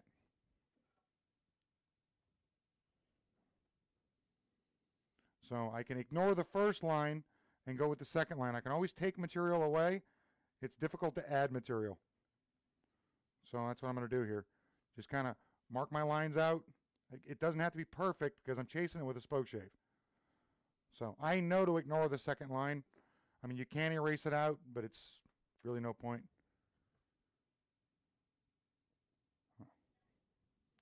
So now that I've got the front edge right here done, I need to know how deep to go here, right?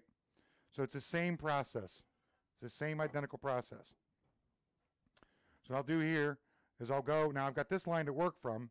I'll go here, mark it, and come down.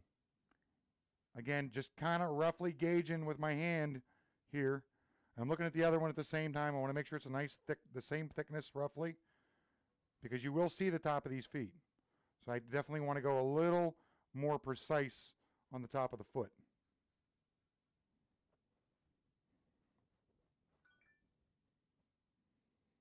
And it's saying same thing here, and I'm gauging it off my eye. Drawing it down. Now the next operation, there's 1,000,005 different ways to do it. I'm just going to go with the way I've always done. I'll take this in the vise, stick it up right about there, and start shaving away. Can you guys see the face of this from the camera angle?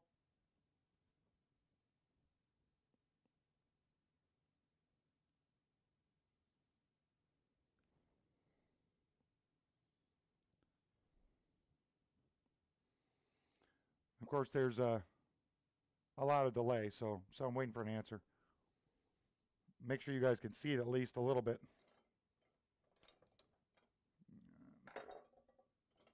There we go. Okay, good. All right. So, again, it's the same thing. Same thing as the bottom side, except for I'm working my way down. Now, the area right here, where it's going down into ingrain, that part's a little more complicated. So the solution for that, Kyle, because I've done it by hand my whole life. So for me, it's marking gauge by hand. I'm a very tactile maker. It's just easier for me to do things by hand. It's like, why guys always ask me, why don't I use a gauge to set my irons up? Why don't I use fixtures for that? I don't, because that's not my thing. And I don't know where the hell my coarse cut rasp is. Oh, I'll use this. Let me see here. Good, it's going in the right direction. There we go.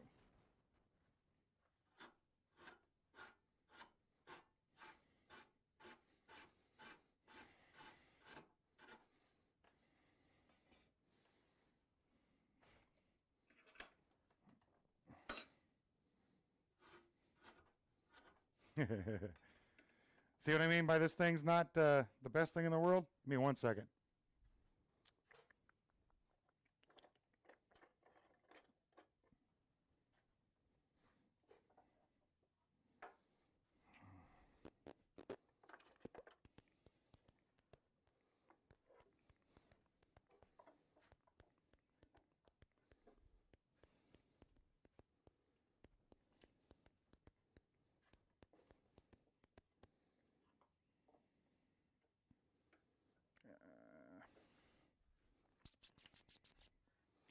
I usually keep a block around that's exactly the same width as that, so that I don't have to, that's fine.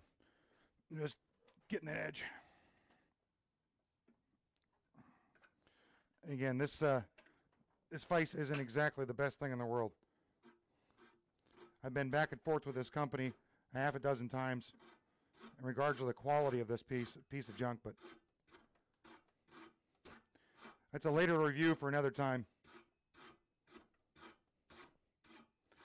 I'll probably end up remachining the rails for the jaw to where it closes identical on both sides.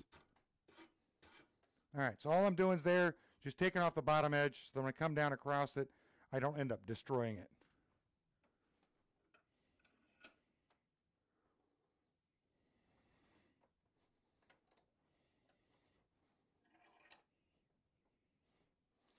Yeah, but the problem is, George, if I drop it down farther into the vise, I'll end up hitting the back part of my jaw.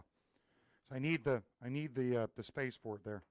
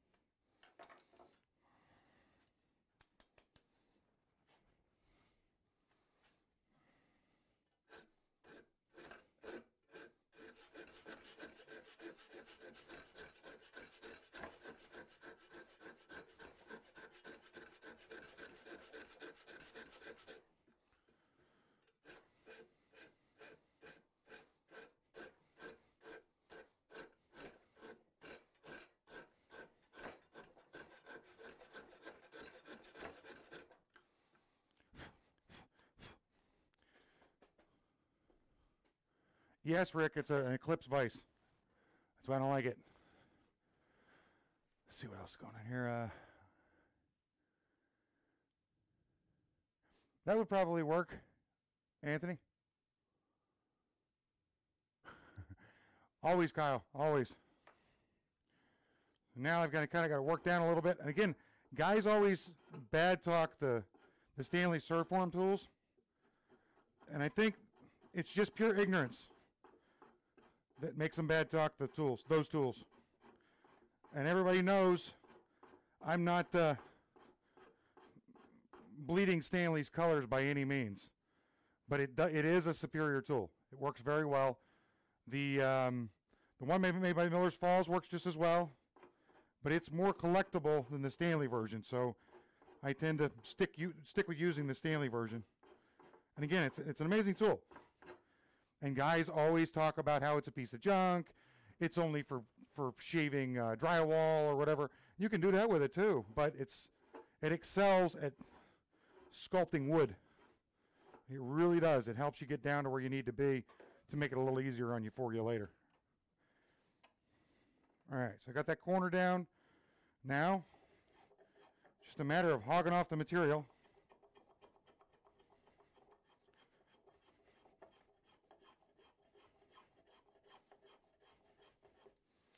Which, you know what? I don't feel like beating myself to death today. So I'm going to go back to this guy. And actually I'm not. I'm going to go to this guy. Now you'll notice that this cuts on the pull. I actually spun the blade around on this. I get more control when I pull cut.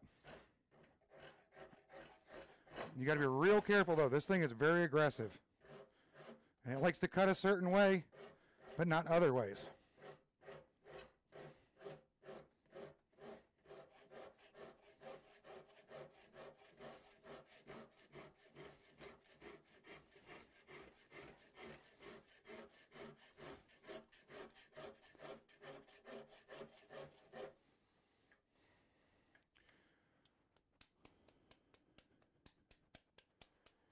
Yes, Cody, I have tried a Shinto rasp. They clog. They're real bad about clogging.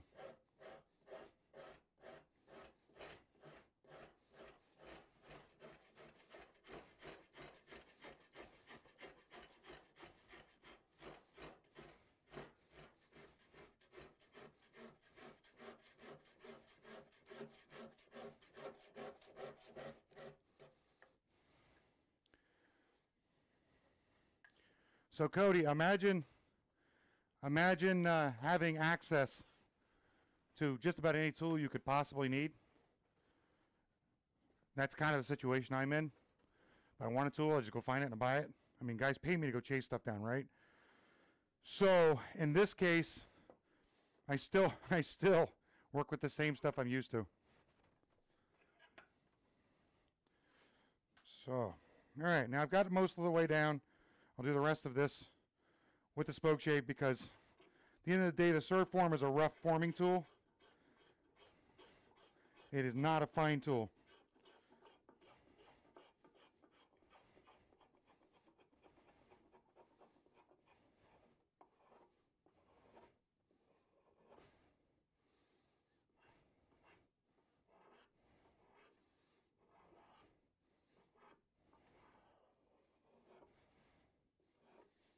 All right, so I'm going to this line first, then I'll go back to the other side and go to that line, and then I'll bring the middle down.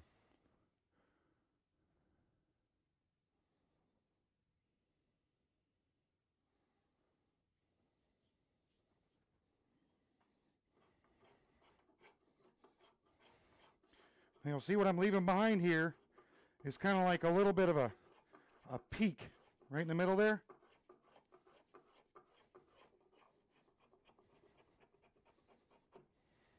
Right here, you'll see a little bit of a peak. And I'm actually, this inside area, it's not letting, because of the flat bottom of the shave, it's not letting me get them right in here. So I'll go back to this guy and just gently draw it down, because this one's going to want to chatter on me. Oh, so now it wants to behave. Look at that. Outside curve. It's okay with the outside curve. Doesn't like the inside one, though.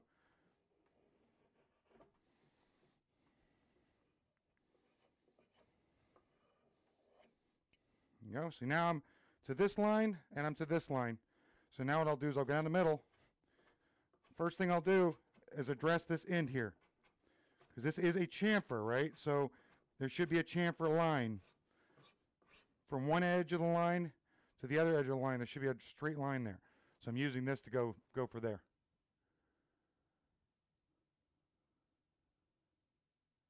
Absolutely, Cody. Cody, the problem with me is I've been doing this so long that I kind of get set in my ways. And I try something new. If it doesn't work within the first 30 minutes I'm working with it, or it frustrates me, I just go back to what's faster and what I know a lot better. I have been introduced to things within the last 5 or 10 years that work much better than what I'm used to. So, and I'll adapt to that. But for the most part, I'm pretty much stuck doing it the way I do it because it's worked for me for a really long time. So.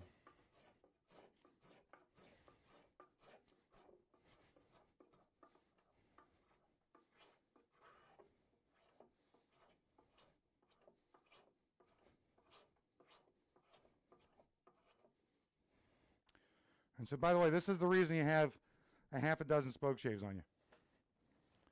They do actually dull pretty quick, so having a few around to be able to go from one to the next is kind of nice.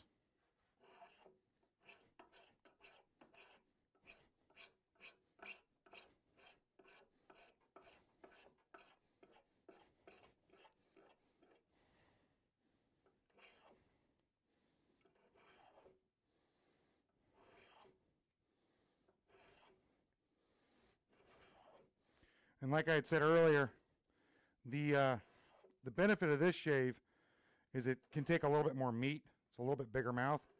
This one's still pretty tight. It's like I said before, it's the tightest 52 I've found. But it's not as tight as like this guy, or again, this is tight because it's an adjustable mouth, but it's not as tight as those two. But if you take it easy on the cuts, you can still get a really nice finish.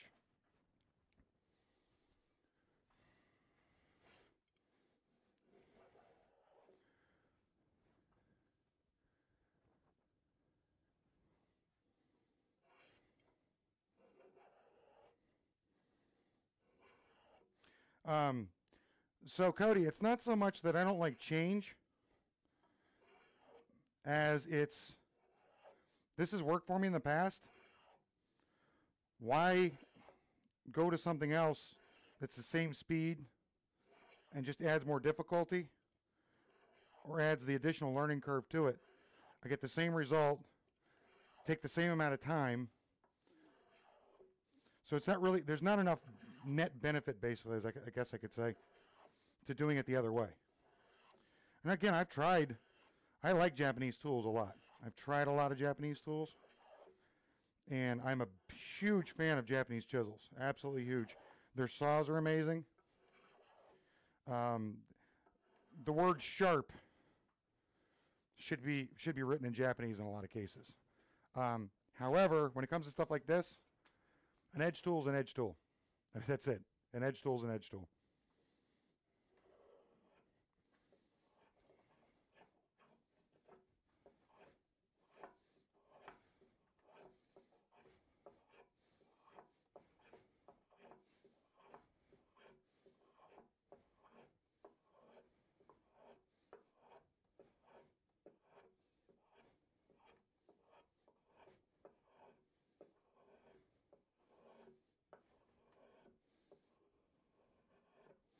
You'll notice that I'm angling the spoke shave as I come down on this cut.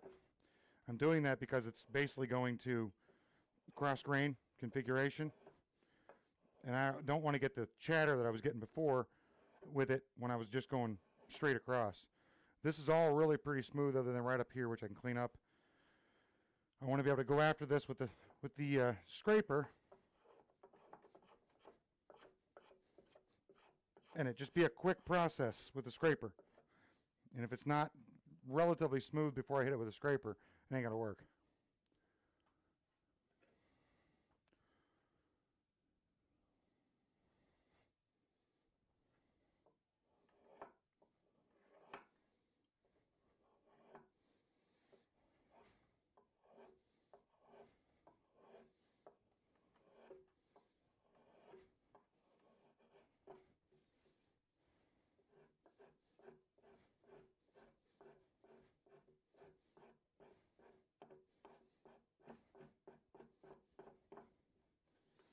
There we go.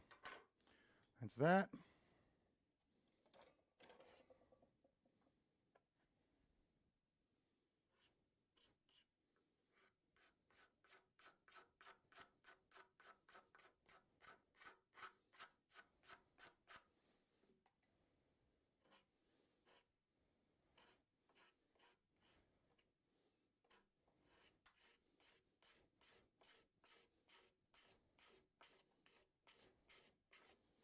Ooh, look at that.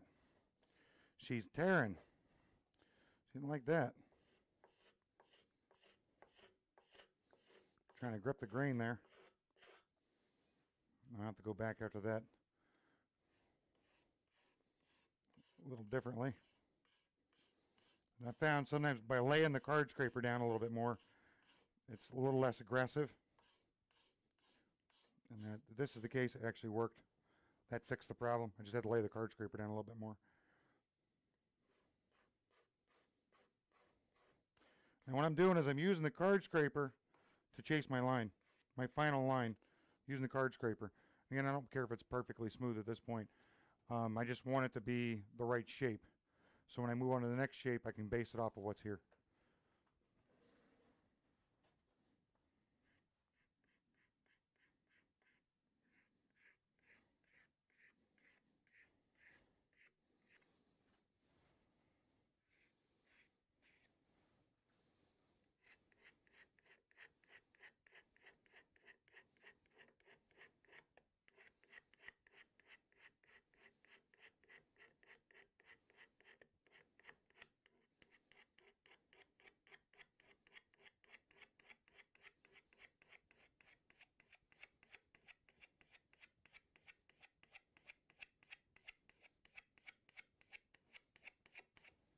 Okay. That's good enough. Good enough for now. Everything is going to get chased with a card scraper later on anyhow.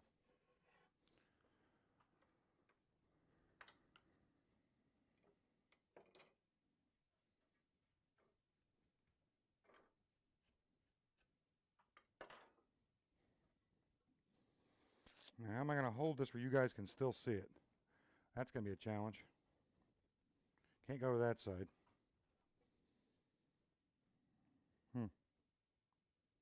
Guess I can push away. At least try it out.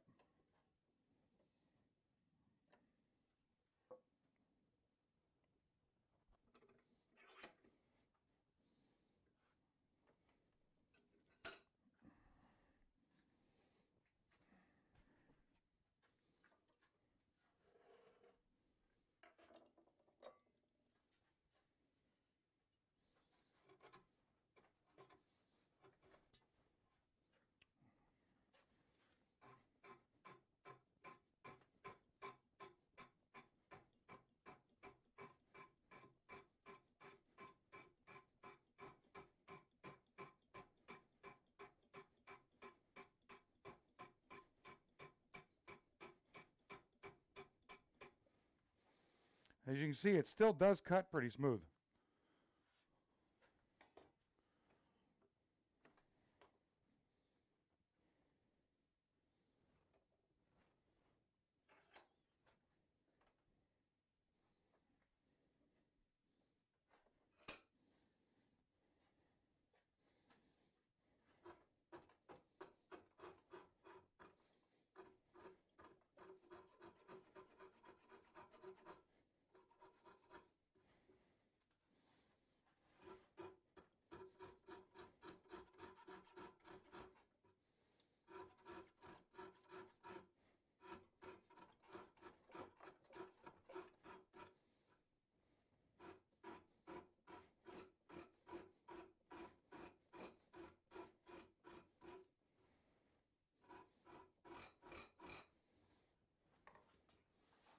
You guys can probably hear the vibration of the vise.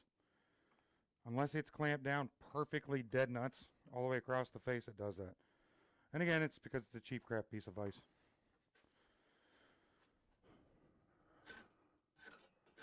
So if any of you guys are ever considering buying an Eclipse vise, do yourself a favor, run like a bat out of hell.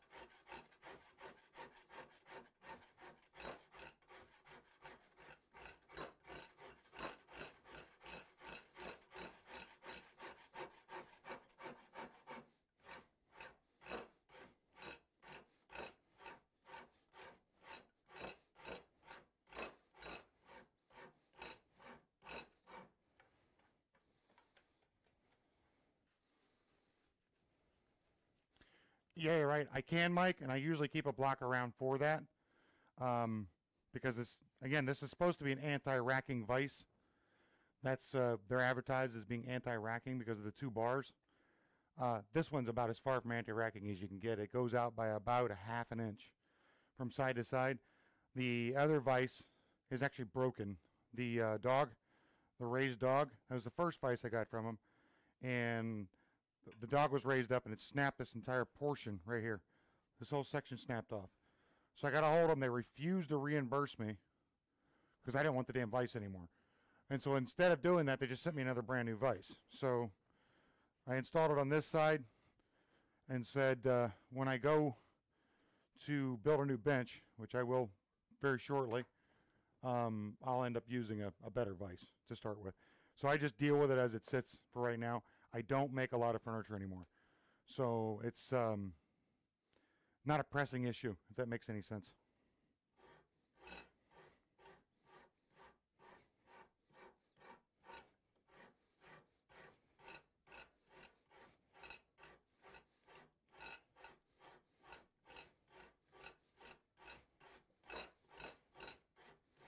And part of what you're hearing too is this. This is not tight in here. Like on the records, it's tight.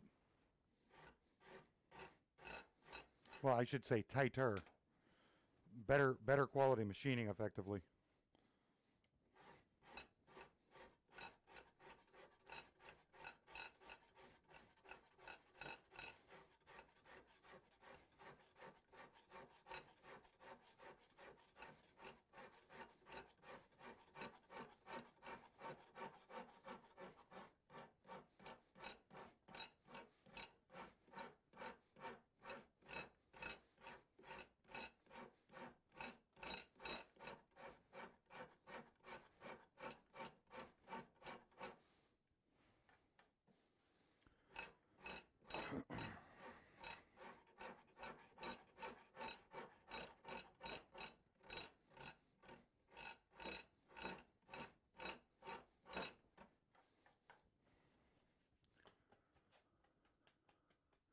Oh yeah, that really worked out with me on the Ford, didn't it, Mike? I lost $9,500 in that piece of crap. It didn't do me any good. So Ford doesn't give a crap about the people that they sell trucks to. As long as they made the sale, they don't give a red shit on the other end. So it's about as effective. And these guys, they don't care at all. So I just deal with it, move on, move forward. Oh, an update though. I should have never bought the Ford to start with. The Titan's amazing. I really, really, really, really enjoy the Titan. It's been a great truck so far. It's about to take a trip up to New Hampshire in a couple weeks. It's got to haul some equipment for a customer out in Arizona. So I'll be heading up to New Hampshire for a couple days, and she's going to have to put up with it.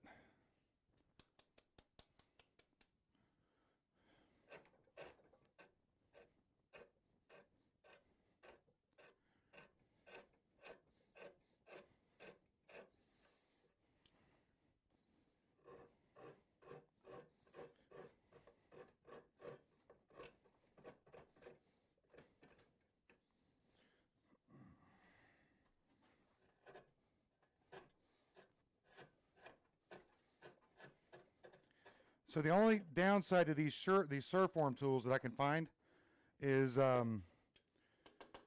the Miller's Falls version of it has better options for grits, different coarsenesses. You can get a really super fine, it's literally almost like a damn sheet of sandpaper to do this type of stuff. But if I'm doing that, here I'll show you real quick. If I'm doing something like that, I'll actually use this. Say if it's something that's real fine inside curve somewhere, I'll actually use this to do the smoothing instead of a spoke shave. And then I'll crisscross the hatch to smooth things out. If I need to get into a real fine detail, I'll use old files. I keep old metal files laying around, and I use these. And then you go back after the file's done, you can card scrape where the file was, and it'll leave a really smooth surface. You got a flat edge like right here needs to be done, hit it with a file. So that's another option too, if you can't find a fine enough grit for your surf form. That's what I end up doing most of the time. Now, chase these lines down. Come back this way. Can you guys still see okay? I mean, there's only 5 of you, so it doesn't really matter, I guess.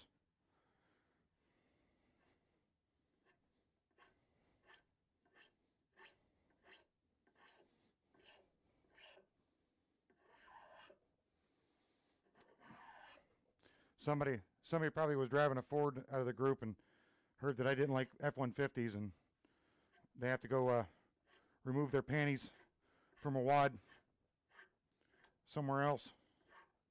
It's amazing how truck guys get really, really wound up about that kind of stuff. I've even had a guy that's a real Ford guy. We were talking about my truck, and he was even complaining about his truck, saying the same thing, and all. They don't want to fix anything, and this, that, and the other. But he would still stand there, right there in front of me, and say, "Oh, but they make the best truck on the market." I don't know, maybe my opinion's skewed, but last I checked, the manufacturer that won't fix something that ain't right, they're not the best truck on the market. But that's just me. Just because they sell more, like the old Stanley argument, they sold more, they were the best.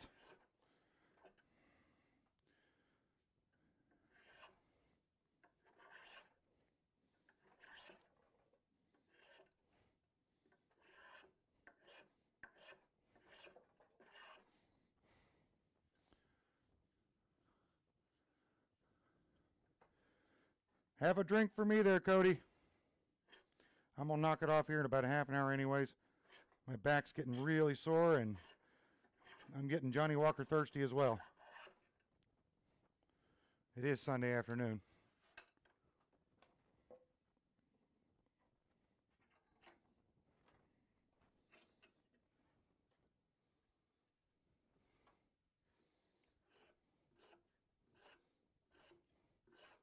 Sorry you guys can't see. I've got to be able to see as well. So I had to kind of shift this up a little bit so I could see what was going on.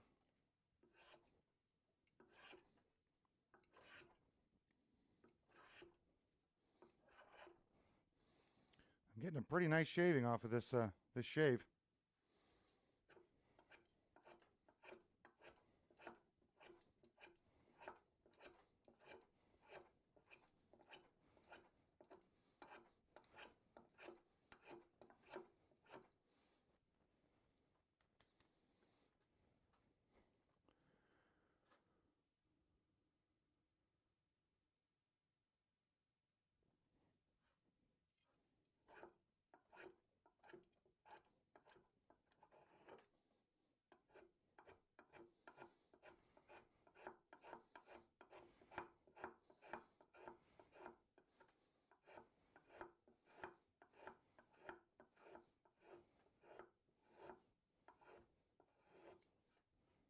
All right, that's that corner. I'm gonna touch this up with the file, just for the fact that I'm right there at the edge. I don't want to mess it up right there at the end, because that whole run I don't even need to chase up with a card scraper. I don't think that whole run was nice and smooth.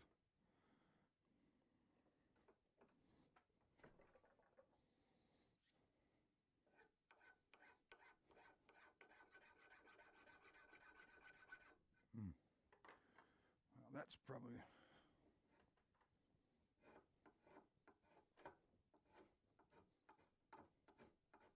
I'm going to cheat a little bit here and try to get down a little bit farther the line before I go after it with that. I'm really asking for trouble, but I'm going to give it a shot anyhow. There you go.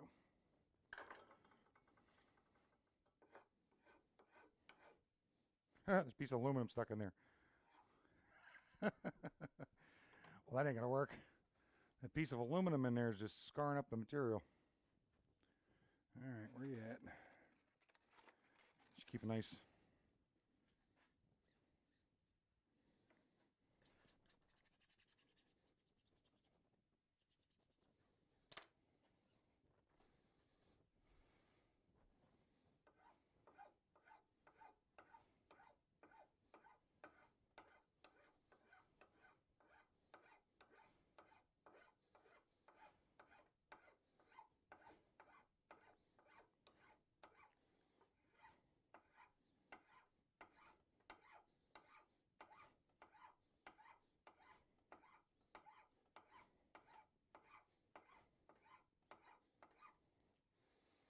You'd be surprised how smooth a fine cut file will get your material.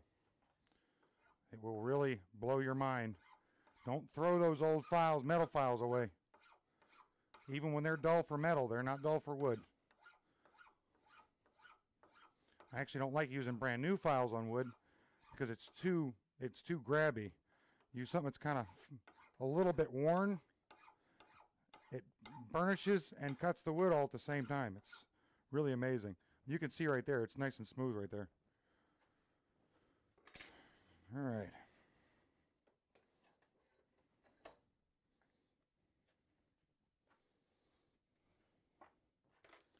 Well, ladies and gents, this is pretty close to where this is at this point. What I have to do is go through and ease these edges and smooth them all out, because this whole area right here on the final, this whole area is going to be relieved in here. It'll be a fat foot coming in narrow with a panel coming up, and then it'll narrow and then come out fat again. So, and then it's the same thing on the other side. So when the panel drops into it, it's a little bit more, well, here. This doesn't fit right, but that's okay. I'll just put it together real quick so you can see what it looks like, if it's not too damn big. But basically, that's effectively what it's going to look like. It just has to be much more refined at the end. Can you guys see this thing? Or is it too tall? Can you see it, or is it too tall?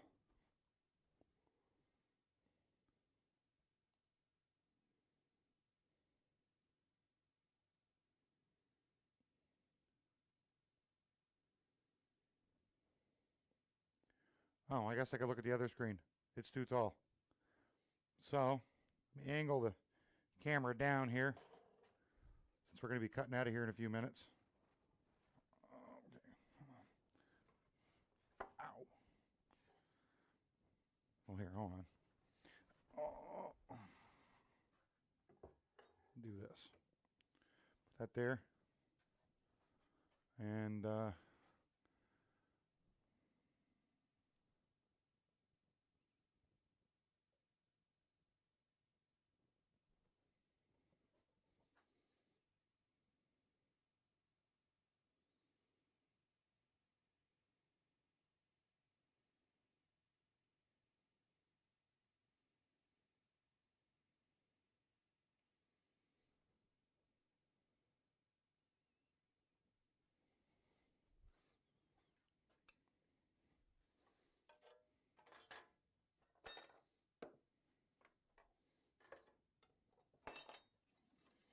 I'll see if I can move this thing around somewhere where you guys can see a little better.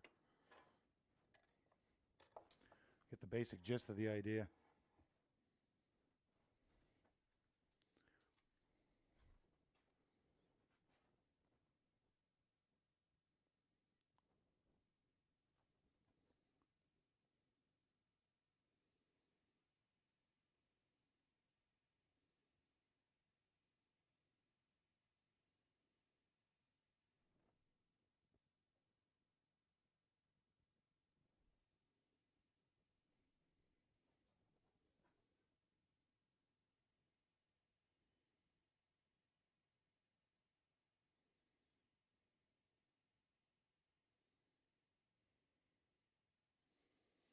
So that's effectively what the table looks like. That's effectively what the table is going to look like. There's some secondary carving that's going on in here. This whole area will roll into the edge here. This is all carved up, goes again, rolls into the edge here. You can see the beginnings of a line there, and then one right here. That'll allow this to meet into this. So this whole thing, everything is going to arc into something else effectively. This whole area down here, you'll see that there's a panel right here. There's an edge right in here. This will curve out, thin out, and then fan down to the bottom here where this comes in. So, all right, guys, there's 6 of you left. I'll have a really good Sunday. I'm done. My back is not going to take any more of this. So I'll post pictures on occasion when this is, as it's going along. It's taking a little longer than I expected, but that's the way it goes. All right, guys. Have a wonderful Sunday. I'm going to go drink something very stiff. So have fun.